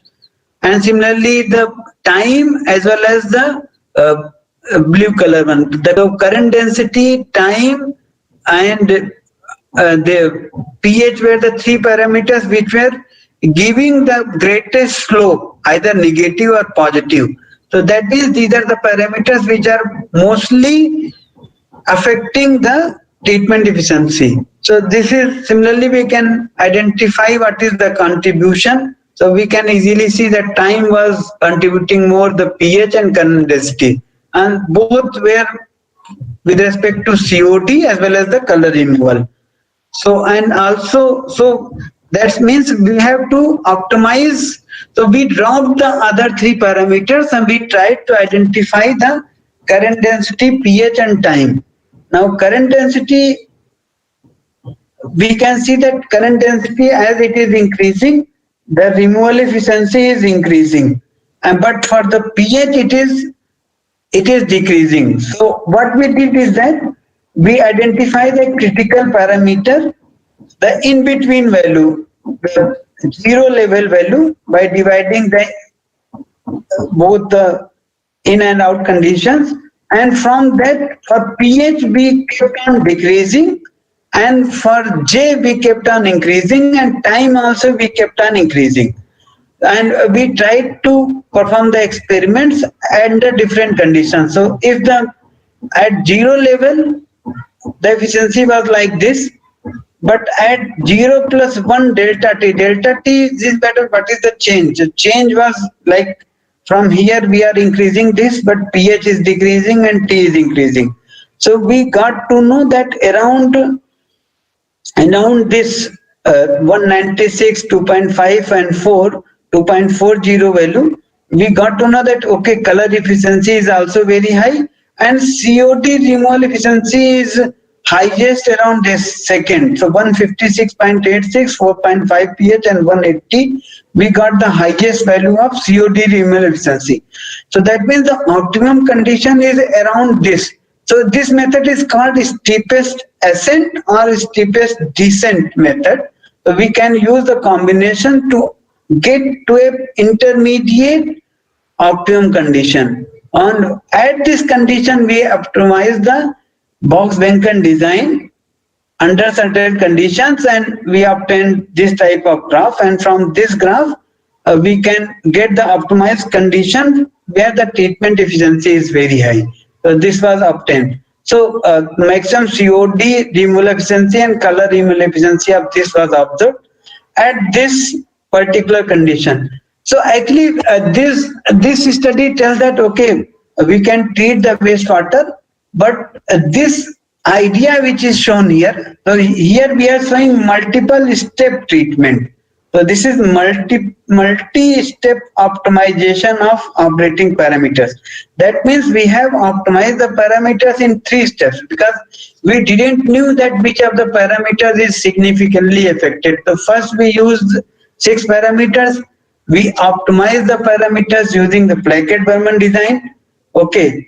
And then we identified 3 critical parameters. Then we changed these 3 critical parameters using the steepest ascent or descent method, and then we reached a condition where some preliminary optimization was done, and this is 156.86, 4.5 and 180. Then we used again change this value within a certain range from 3.5 to 5.5 for pH, similarly for time and J, and then we obtain the final. We can see that at 190 minutes for pH 5, and with the current density of this, we get maximum COD and color removal efficiency. Similarly, this study, I don't know what is the time actually. You cannot see. What is the time that I have left? Sir, it is 12:35. Okay, so I have 25 minutes. Okay. Yes. So Sir, this. We can take the question answers, or you want to discuss other slides? Okay. I will leave. I will discuss within 10 minutes. Give me. Then we can discuss question answer. Okay. Will it be okay? Yes, sir. So actually, this type of like multi-step study. Then also we can perform some mathematical techniques also along with this technique, because I have not, unfortunately I missed it yesterday, so I did not clubbed it here, but we can perform multiple objective studies also. So one study, such study I published in AICHE journal, because it actually involves multiple objectives. What were the objective is that we have to maximize the COD removal efficiency and color removal efficiency. We wanted to decrease the energy cost. So that means we wanted to minimize the energy. So we calculated specific energy consumption also during that. Similarly, we can calculate the specific electrode consumption if anything is happening. In particular, for electrocoagulation, we don't want the electrode to degrade very quickly. We want the electrode to work for longer duration. So we can calculate the specific electrode consumption, specific energy consumption, and these 2 parameters we want to keep it to the lowest. So we have now 2 parameters which are on extreme side. One is we want to maximize the COD removal, but we want to minimize the energy and electrode consumption. Then there could be a third parameter which we want to keep at a nominal value, like pH. Suppose the pH of the wastewater is 3 or the pH of wastewater is 9, but we want the treated wastewater pH to be 7. So that means we want to normalize the pH to a 7 value. So under that condition, we have 3 different sets of objectives. One is maximization, another is minimization, another is nominalization. That means we want to keep it a certain range. So under this is called multiple objective problem, which can be used for wastewater treatment and in particular for electrochemical treatment. Unfortunately, I have missed it, but I will tell you which paper you can refer it to. So this is a simple. Here what we have done is that here you can see we can calculate the current efficiency also for different treatment systems, and also a specific energy consumption, that how much amount of energy is consumed in kilowatt hour for removal of kg of CO2. So we can, what is the kg energy requirement per kg CO2 removed. We will always wish that this value should be lowest, because we want the energy consumption to be minimum for maximum CO2 removal. So this way we can work. I'll not go into this slide because of time constraint. This is a new paper that we have reported very recently, and here we have actually clubbed a sonochemical method. That means a sound has been clubbed along with the electrochemical technique, and here a DSA type of electrode have been used. So how sound actually helps in the treatment efficiency? Actually, it helps the in situ cleaning of the electrode, because when sound is generated, whichever electrodes which have been blocked because of the absorption of various types of pollutants or pollutants, actually they get cleaned. So the electrode passivation which occurs with time actually gets reduced. So it increases the life of electrode and also increases the efficiency of treatment. So this is one side. So ultrasound actually helps in cleaning of the electrode. This is one, and thus it increases the efficiency. Second thing is that ultrasound itself actually helps in the bubble formation and collapse. So when ultrasound is generated, we have a bubble formation, and that bubble is generated and then it collapses quickly depending upon the height of the water and other conditions. And whatever is the size of the bubble, inside the bubble the temperature suddenly becomes very high and the pressure is also very high.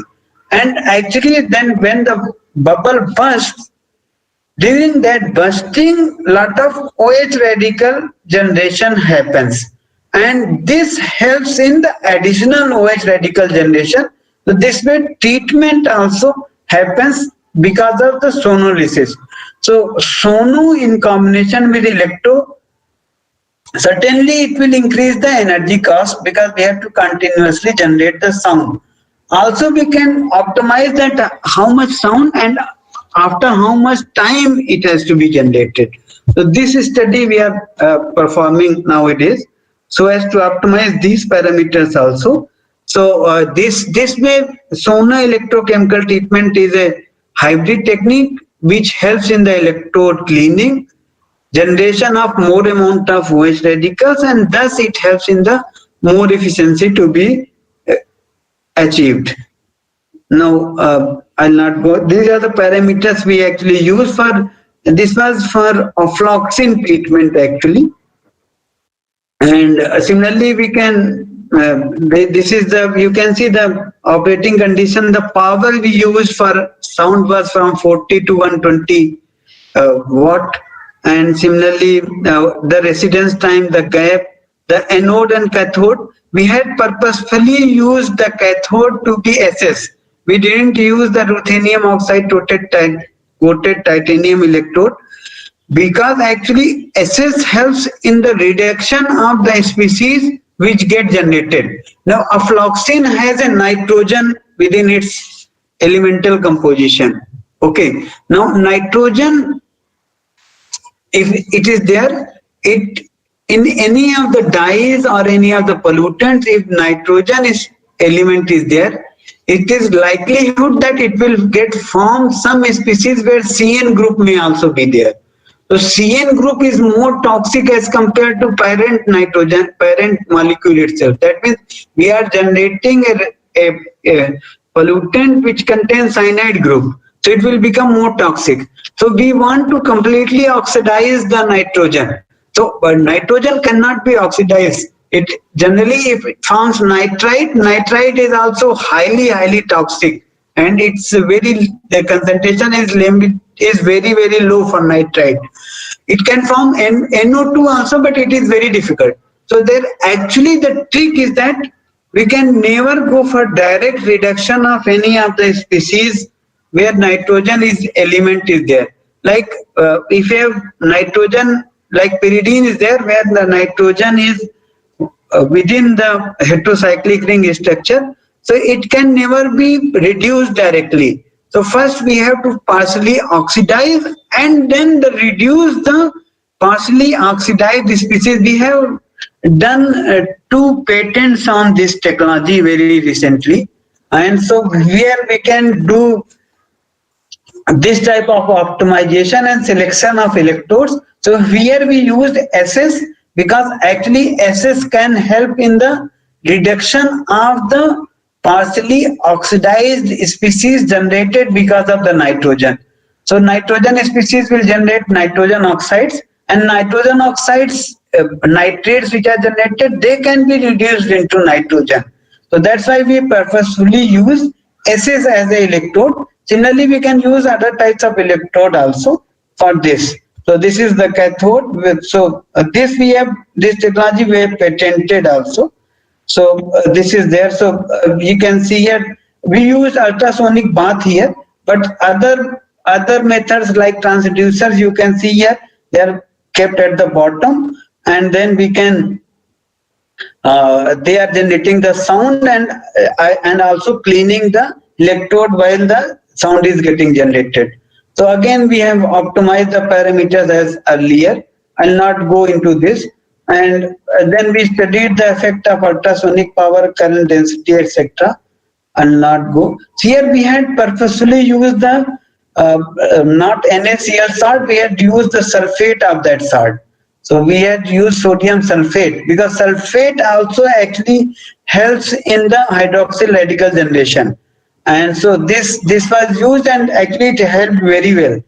And finally, these are the this is the operating conditions. You can see here there are 4 parameters like afloxacin removal efficiency, COD removal efficiency, both we wanted to increase. Then we studied the rate constant, kinetics also to increase, but we wanted the ACC, which is the kilowatt hour of the energy per gram of the COD removed, to decrease. So we wanted to minimize this but maximize all these parameters. Then we performed the multi-response optimization and reached the optimum condition. Here also we studied that whether ultrasound is helping in the removing the efficiency or not. So we studied the synergistic effect. Synergistic effect means that if individually only ultrasound is used, only 7.21 afloxacin removal efficiency was obtained. When the electrochemical method was used as such at the operating condition, only EC was used, only 60% removal efficiency was obtained. But when both were combined together, we got 91.25. That means which is more than the combination, which is 67. So that means there is a lot of synergistic effect. And this synergistic effect of 3.4 was obtained for this study, and which is calculated as per this method, which is given formula as per this. Similarly, there is a method by which we can identify that what type of mechanism is working and how the different whether we have direct oxidation or indirect oxidation, and if indirect oxidation is happening, which are the species which are actually helping in the treatment. This we can identify using scavenger studies. So we use 4 types of scavengers: benzoquinone, sodium azide, ammonium oxalate, and tert-butyl alcohol to come up with different types of identifying different types of roles of these radicals which are getting generated.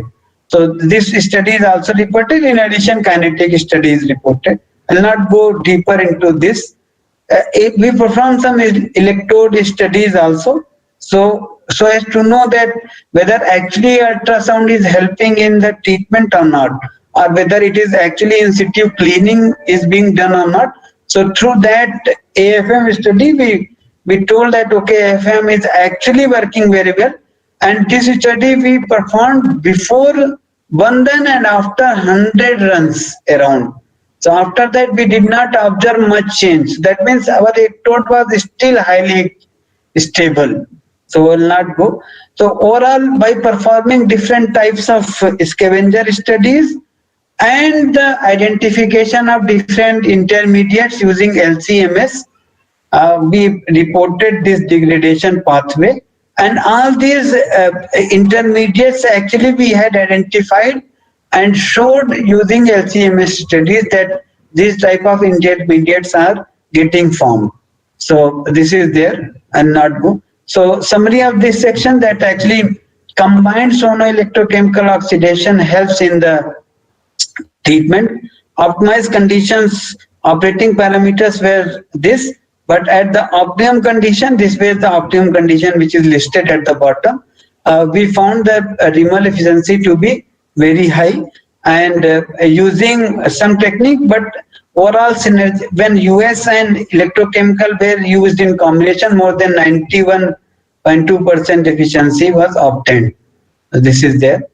There is one, if you are using electrochemical electrocoagulation technique, not electrooxidation, this study is electrooxidation because we used DSA electrode. But if you are using, like, if suppose any metal is there in the liquid, so your electrooxidation technique cannot work. Metal cannot be oxidized or anything like this. It will remain as such. So we can only settle it down to the bottom.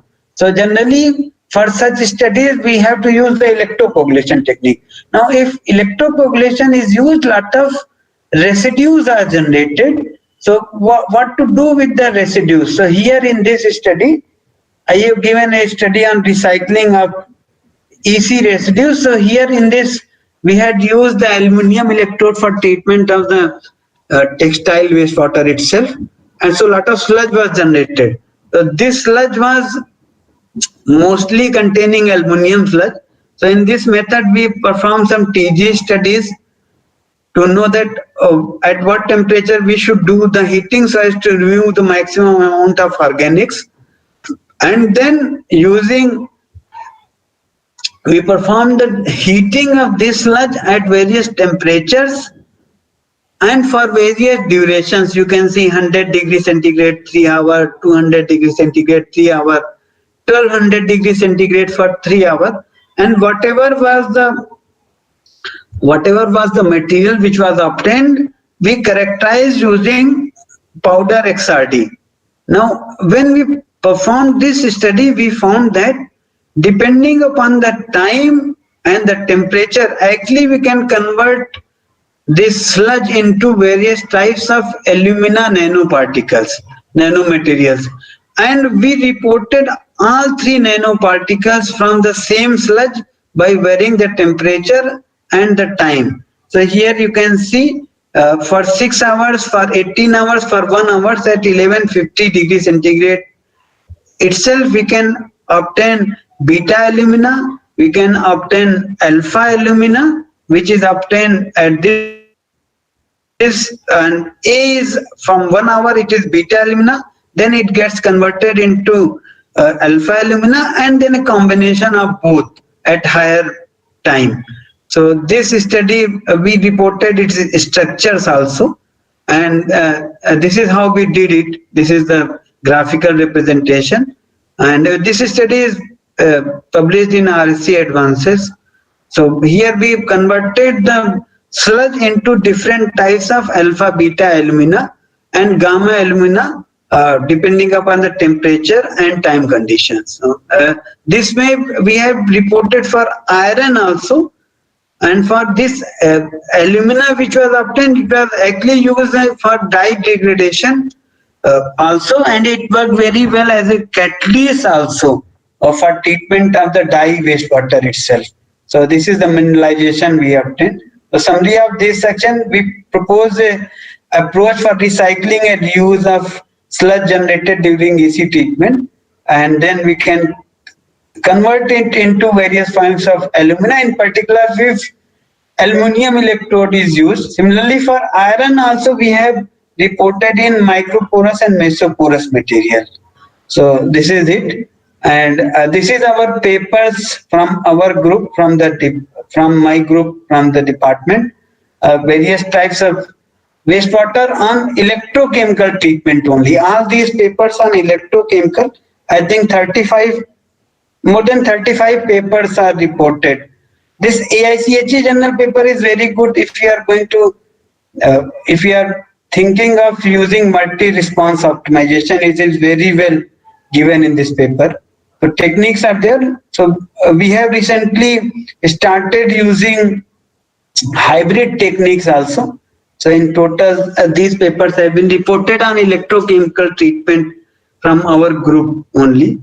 And all these, I acknowledge all these people. Rohit and Ritesh have helped in the preparation of this slide, and they are working on these methods currently under PhD and DST, and we have obtained projects from DST and CSI, and this is our group, which is actually we call our group as Sustainable Environment and Energy Research Group, and we work both on wastewater treatment like electrochemical adsorption, AOPs, other AOPs, then industrial solid waste utilization, and many of our recent studies are on catalysis and desulfurization. Actually, we wanted to discuss desulfurization, but maybe some other time. But desulfurization is another area. So energy fuels is one of the basic area where my group is working, and another is wastewater treatment. So this is it. We publish around 15 to 20 papers every year within our lab. Thank you all. If you have any queries, I'll be happy to answer. Thank you, sir, for a very informative talk.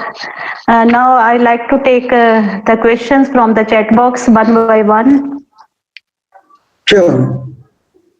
Sir, is I am audible? Yes, you are audible, madam. Thank you, sir. So first question is Sagnik Das. Please do tell about the mechanism of combined AOPs.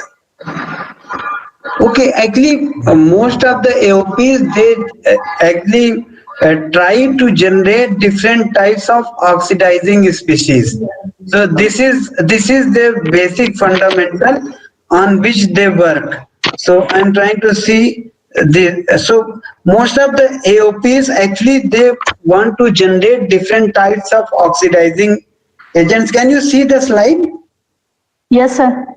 So depending upon the, if you go for photocatalysis also, they actually also wish to generate different types of oxidizing agent.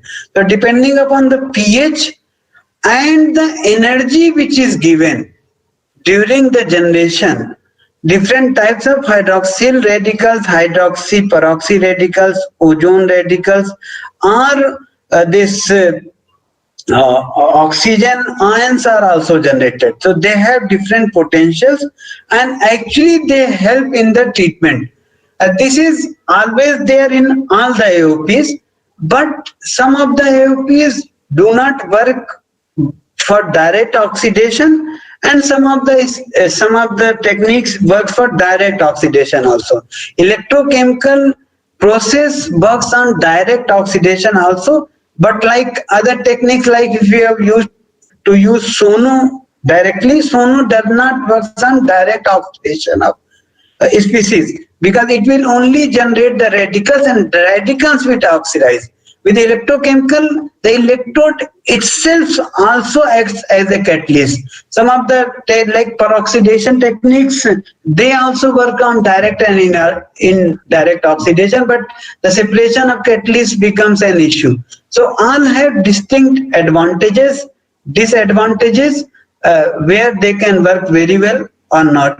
But all the techniques actually want to generate oxidizing agents, and depending upon that, the generation of oxidizing agent, the degradation of the pollutants happens. This is it. Some minor techniques change may be there depending upon the type of AOP that we are going to use. And some have conditional that they can be used at certain pH, they cannot be used at certain pH. All those conditions I have tried to discuss little bit, but I can discuss it maybe some other time more in detail. Any of the technique, I can give lecture on any of the technique for 2-4 hours. There is no issue on this. So if you have any other, yes, please. Thank you, sir. Sir, next question is from Pankaj Kumar. On what parameters the oxidizing agent depends for its conversion in mechanism of AOP? Please repeat the question. On what parameters the oxidizing agent depends for its conversion in mechanism of AOP? Okay. Now, got now, really, all these oxidizing species which are generated, they are very reactive. So that means they will be reacting very quickly. There is no problem with respect to reaction of these species. They are very quick in reaction. The only thing is how we generate these agents or oxidizing agents. They can react very quickly under any condition. In fact, they are very harmful if they are generated when any of the species, other species, aquatic animals, or we are present, because ozone is highly reactive, but it can cause a lot of damage to human body also. So all these radicals under very small concentration, they are desired when some human or aquatic animals are present, but they react very quickly, so there is no issue with respect to their reaction with the organic compounds or other compounds. But how these are generated, that will the parameters depend upon the techniques that we use. Like for electrochemical, I have given that a number of things is that how much current density is required. Now that current density will depend upon the electrode that we use.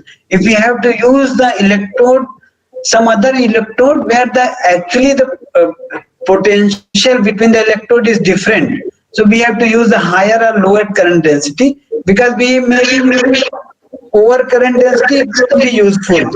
So this is it. Similarly, for different like photocatalysis, we try to see that type of photocatalyst. Then we see that what is the intensity of the UV light, the lux of that UV light, and also the electrode gap for which the photocatalyst is there. And similarly, the time duration is always a parameter. So all these parameters actually vary with different type of AOPs and operating parameters. So the generation depends upon this.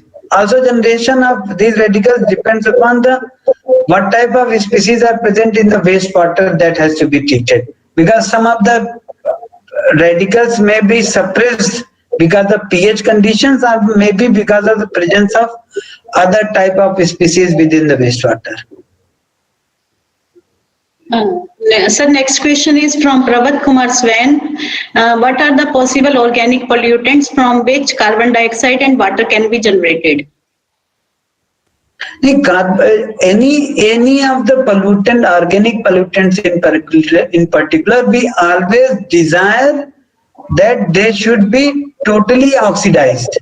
And totally oxidized means that they will be like any of the organic compound, they will contain hydrogen, carbon as an element, and also some amount of oxygen. And depending upon the compound, they may contain nitrogen and sulfur also. Now, except nitrogen, all these species, generally we want to oxidize them, because if they get converted into CO2 has some solubility in the water. After that, it will leave the water body. So there is no issue. Similarly, H2O, there is no issue with respect to H2O.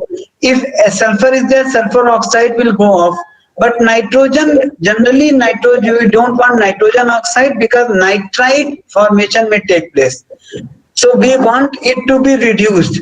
So that means if nitrogen is there, we want it to form nitrogen gas. Whereas for sulfur, we don't want to form H2S. So that means we don't want reduction. We want oxidation. So for 3, we want oxidation. For nitrogen, we want reduction. So this is there. and generally most of the AOPs, they work very well, but they have limitation like the techniques that I have shown. In some of the places we have shown 92% remel efficiency, some places 72% COD remel efficiency. That means 72% of the organic compound has been converted into respective carbon dioxide or H2O, and 30% is still there. So that means we can, but COD is there, but it may be possible that parent compound has been degraded already into some intermediate compound, and that intermediate compound may be treatable by the biological means. So we can further go on treating, and thus we can remove all the pollutants. So this is there. Thank you, sir. Sir, next question is from Sanghaning Das. But Sorry, I cannot hear. Hello. yes, sir. Please Yes. repeat. I could not hear the question.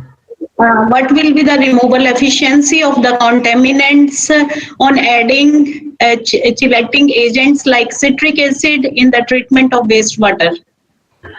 This is actually, it may be negative also, because we don't want any chelating agent or anything else from, because if citric acid is added from outside, it will add to the COD. So if it is some catalyst formation is there or anything, it will be okay to use chelating agents or any other agent. Otherwise, we don't want to any organic compound from outside, except if you have to change the pH. Only compound which has to be added from outside during electrochemical treatment is salts if conductivity is not good. If conductivity is not there, we don't want to add any chemicals. This is what is the benefit of electrochemical technique, that we don't want to add any other chemicals from outside. Actually, if chelating agent like citric acid or any other acid is used, it will increase the initial COD itself. Only hydrogen peroxide is added because it helps in the generation of hydroxyl radicals. That's it. Generally, AOPs don't prefer adding any other compound from outside. So next question is from our PhD scholar Renuka.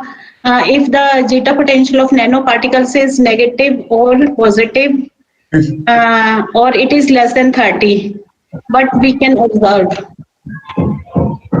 whether nanoparticles can be used for degradation of pollutants. Yes. They are called catalytic oxidation techniques.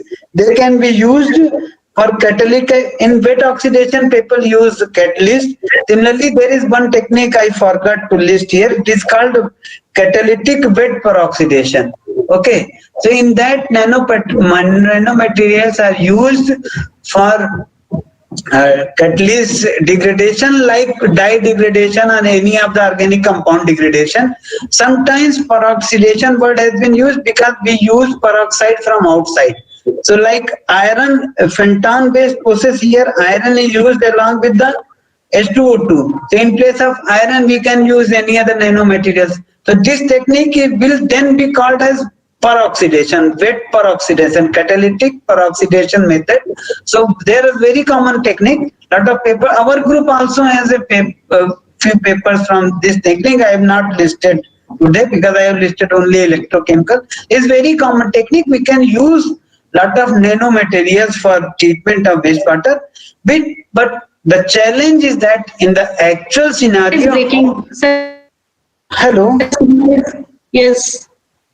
In the actual. Sir, your voice is breaking. Am I audible now? Sir, there is. Yes, sir. Okay, this is because of the connectivity issue. So actually, in actual condition, nanomaterials for in the laboratory scale, lot of studies are there. The only problem is that how to recover the catalyst. This is the only challenge with respect to wastewater technique. If we can develop some heterogeneous catalyst which can be easily recovered from actual wastewater, then already catalytic peroxidation technique is there. Nanomaterials can be used. There are a lot of papers, lots of papers are coming on this. So next question is also from Renuka. How we can dissolve pharmaceutical in water? Whether we have to use solvents? Why to dissolve? There is no need to. There is no need to dissolve. Oh, okay, I understood now question. Sometimes, suppose we are making our wastewater in the lab itself, then if you dissolve the pharmaceutical compounds in the wastewater, the solubility may not be there. Then you have to see into the literature, because the solubility may vary with respect to the pH or temperature. So sometimes we have to do the heating and we have to change the pH. So generally it is not preferable to add any other thing from outside for dissolving, because then that is not an actual wastewater. Otherwise what you have to see is that in the pharmaceutical industry where that production is happening, what is there in the wastewater that actually helps in the dissolution of that antibiotic or any other pharmaceutical compound in the wastewater. Generally we don't prefer dissolving anything using any other chemical for dissolution. pH change and temperature are the two techniques which are generally altered so as to dissolve that particular compound in the wastewater. So actually she is facing this problem in case of pesticides she is using. So that's why I told. So that means that pesticide, she may perform the study by dissolution, but in the actual condition when she will be getting actual wastewater, that pesticide may not be there in the more than solubility limit. She has to understand that if actually there is no dissolution, that in actual scenario also there will be no dissolution. So there will not be pesticide more than that amount in the actual wastewater. So that study won't be that much useful. What she can do is that she can use some salts and other things if she can see that it can help in the dissolution. Otherwise, it may not be that much useful that with respect to actual wastewater. She may perform, but if she has to get the actual wastewater, she will find that the actual pesticide the concentration will be much lower than what she is studying. Though her technique may or may not be useful under that actual wastewater condition. She will have to see that what type of salts are being used. I am giving you an example, like for textile and many other industries, if you actually go for dissolving the actual compound into the water, they may not dissolve. But in the actual industrial scenario, they use some of the salts, while some of the salts or some other chemicals are used in the industry by itself.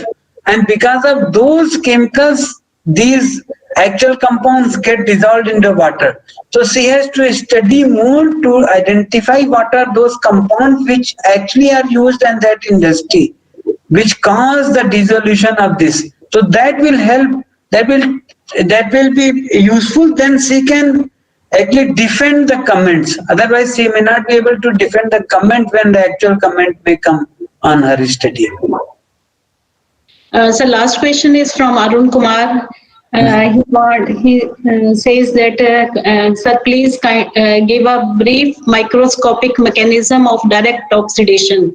I mean, how pollutants are destroyed at the electrode surface.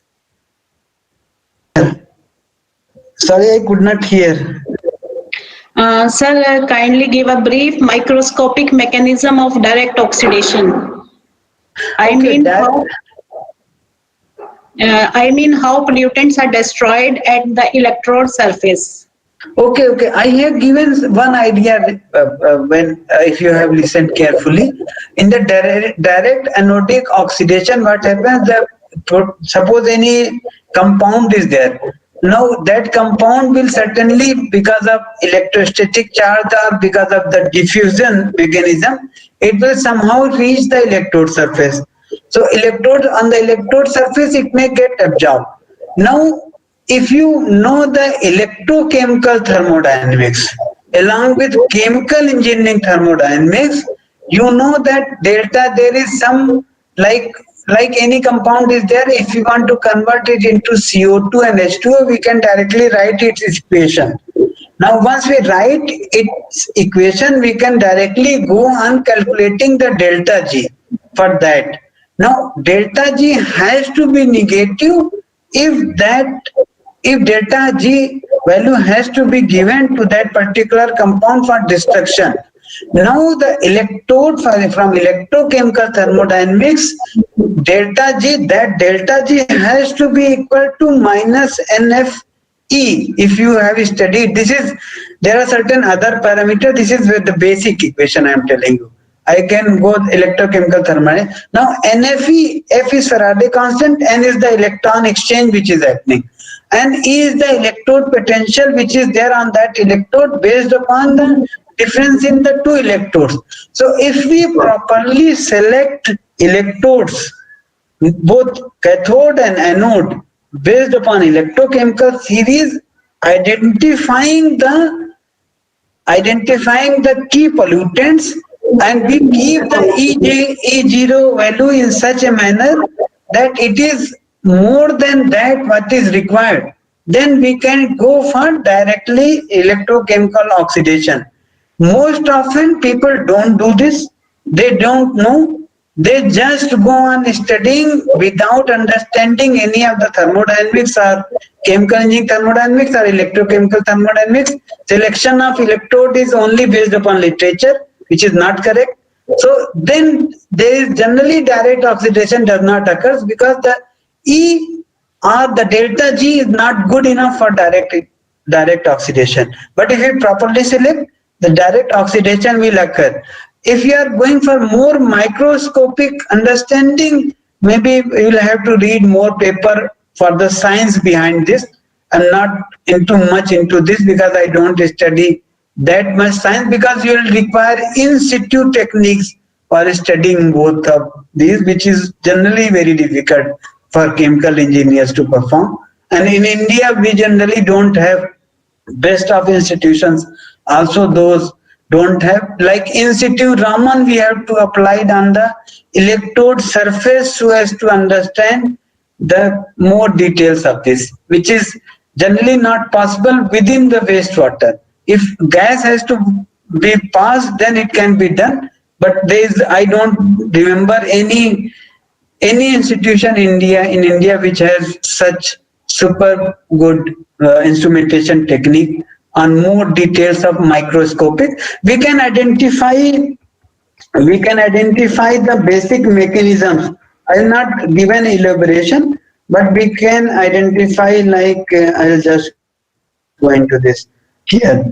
Like here there is some degradation mechanism has been listed. Similarly here also in the last.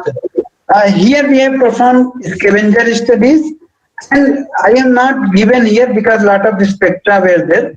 We can perform LCMS and QTOF studies to identify different types of intermediates. Like you can see in the middle, afloxacin is there. Now we identify different types of compounds. So from these we got to know that okay, afloxacin may get degraded into M by Z value of 175, which is this, and then further degrade into this. So we can go on identifying like this, and then we can identify. So through these pathways we can go on understanding what is happening, what is not happening. There is one paper I'll suggest if you are deeply interested. I'll suggest you go and read this paper, JPC. I will give you this JPC. This is only on mechanism. This is pure chemistry paper, 10 pages, and pure chemistry. You can read it, and it gives the details of dye degradation. Similarly, we can do for others.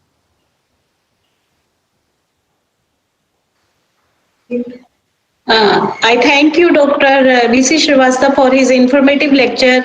I am sure all the delegates are highly benefited. I would now like to invite a few participants for feedback of short-term course. Thank you, madam. Thank you. Thank you, sir. Sir, please be a part of our valedictory function. Okay, madam. Okay, I am here only. Sir, thank you, sir. Any delegate? Good afternoon, ma'am. Yes. Yes, ma'am. Ma'am, Yes. am I audible? Yes, Vidya, you are audible. Good afternoon to all of you present here. And sir, it was a very nice lecture and a very informative lecture. And it will definitely help in my PhD work. And the best part was the question answer session. All the questions were so much related and to my work, and it will definitely help in my work. And formally, I would like to congratulate all the organizers of this short-term course on advances in chemical and biochemical and allied industries. And very good lecture. And the best part of the whole of this short-term course is that it covered various emergent topics of chemical as well as biochemical engineering. And thank you, ma'am. Thank you, Bansal sir. And thank you so much, all of you, for this. Hello, this is me, Mohammed Sujat here. Excuse me, ma'am. Yes, please continue, Suja. Good afternoon, ma'am. This is me, Dr. Mohammed Sujat is here. Ma'am, can you Yes. please? Ma'am, can you please? You are audible. Yes, ma'am. Ma'am, can you please send me the feedback link? We can. That we will send you if you want to speak on this topic. No, ma'am, I didn't. I request any other delegate to kindly say a few words. Hello, ma'am. Yes, Anida, welcome. A very good afternoon to all of you, and I've attended most of the lectures, and I'm really thankful to you for organizing such kind of webinars, because they're really helping us. For Dr. V.C. Srivastav, I actually also am working in this same field. It was very informative and even eye-opening for me also, because so much things has told, I was not even aware of. So thank you, Srivastava sir. And regarding other lectures, thank you, sir. And regarding other lectures by Dr. I.M. Amit,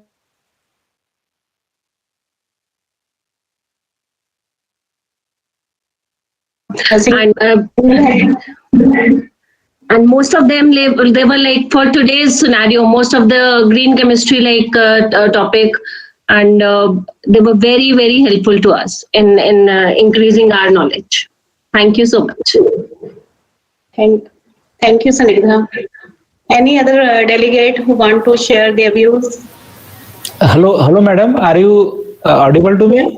Yes, Dr. Divakar, welcome. Yeah. So I have gone through each and every lecture, and I would like to appreciate the organizers who have invited such a strong and heavyweight personalities from every corner of the institutes. I mean, from IIT Bombay or IIT Roorkee, ISM Dhanbad and all. And they people, are very, the expert of their own areas, and they not only ignited the participants into their, future endeavor, but they gave the detailed insights also. So the combinations of the ignition and as well as the in-depth knowledge, so that is what they have matched together in a very nice way. And I congratulate to all the organizers who have very nicely framed this kind of workshop. And therefore only this was what my expectation was, and therefore I joined this workshop. So it's very nice to have the part of such kind of workshop. So thank you, madam. Thank you, Dr. Divakar. So now I want to conclude on the short-term course. The short-term course Advances in Chemical, Biochemical and Allied Industries ACBAI-2020 was successfully organized jointly by Department of Biotechnology and Center for Energy and Environment from November 5th to 9th at NIT Jalandhar. The program was held in online mode, Google Meet platform, and was also live streamed through YouTube.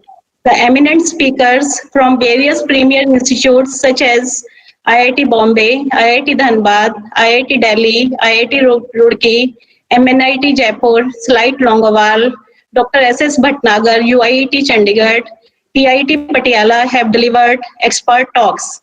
Dr. I.M. Mishra have presented on weather, chemical and allied industries, climate change perspective. Dr. Amrit Paltur has given talk on green chemistry, engineering and technology. Dr. Anil Verma has presented on flow battery energy storage platform for EV charging. Dr. H.R. Ghatak, they have delivered the talk on second generation biorefineries, opportunities and challenges. Dr. R.K. Vyas, they have delivered on advanced separation processes and bioseparations. Dr. S.K. Kansal shared his talk on utilization of agro residues for pulp and paper manufacturing. Dr. Sushil Mittal, they delivered on nanoparticle modified microbial biosensors for pesticide detection. Dr. V.K. Srivastav, they have shared on sustainable technologies for desalination and water security. And last session was headed by Dr. V.C. Srivastava from IIT Roorkee and shared his talk on electrochemical treatment of wastewater. All the sessions were very informative and interactive. The response from participants was overwhelming, and we have received participation from 330 individuals belonging from 22 states and UTs of India. We have also some international participants from USA, Canada, and neighboring SAARC countries. During the sessions, nearly 100 participants have joined the Google Meet and YouTube link. Thank you, sir. On behalf of the e-certificates will be sent shortly through email. Due to festival season, it may take within 10 to 15 days. In the near future, I like to tell that in the near future, the national conference has also been planned. That too of a conference. Highly insufficient for any PhD work. Based on that, just a discussion with some conference, you cannot just put. Okay, thank you, madam. Thank you, sir. And I have one thing just in the last, thank you all for giving me opportunity. Professor Jha, I can see here, Professor Divakar. Thank you. It's very pleasant to see so many people in the. Namaskar, sir. कैसे हैं? नमस्ते नमस्ते I enjoyed your lecture although partial but बहुत अच्छा लगा. Thank you. And I invite all the participants. Actually, QIP IIT Roorkee is going to organize 20 STCs. From some of them will be related to your area of research. So you can join in, register for the QIP courses, which are going to organize from November to February. So we are going to have 20 courses from different departments. I'll request all of you, if possible, please join. Thank you. This is there. Thank you. Thank you all. And it was a pleasant talking to all of you. Thank you all. Thank you, Professor Srivastava. I want to tell the participants that e-certificates will be sent shortly through mail. Due to festival season, it may take 10 to 15 days. And I also like to add that in the near future, a national conference has been planned, and we request all active participation. The brochures for the same will be sent shortly. And lastly, I wish all delegates a happy Diwali.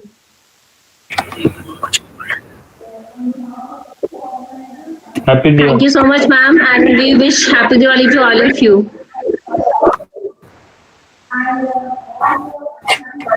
Happy Diwali to all of you.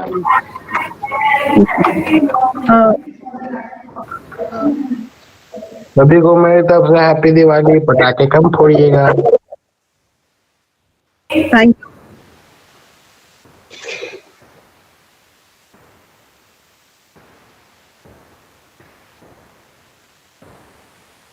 पटाखे ना जलाएं.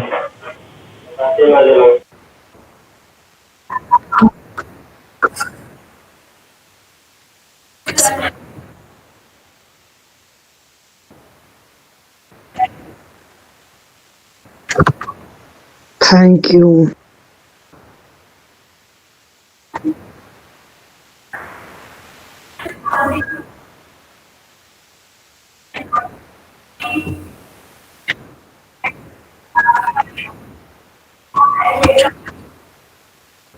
And I thank patient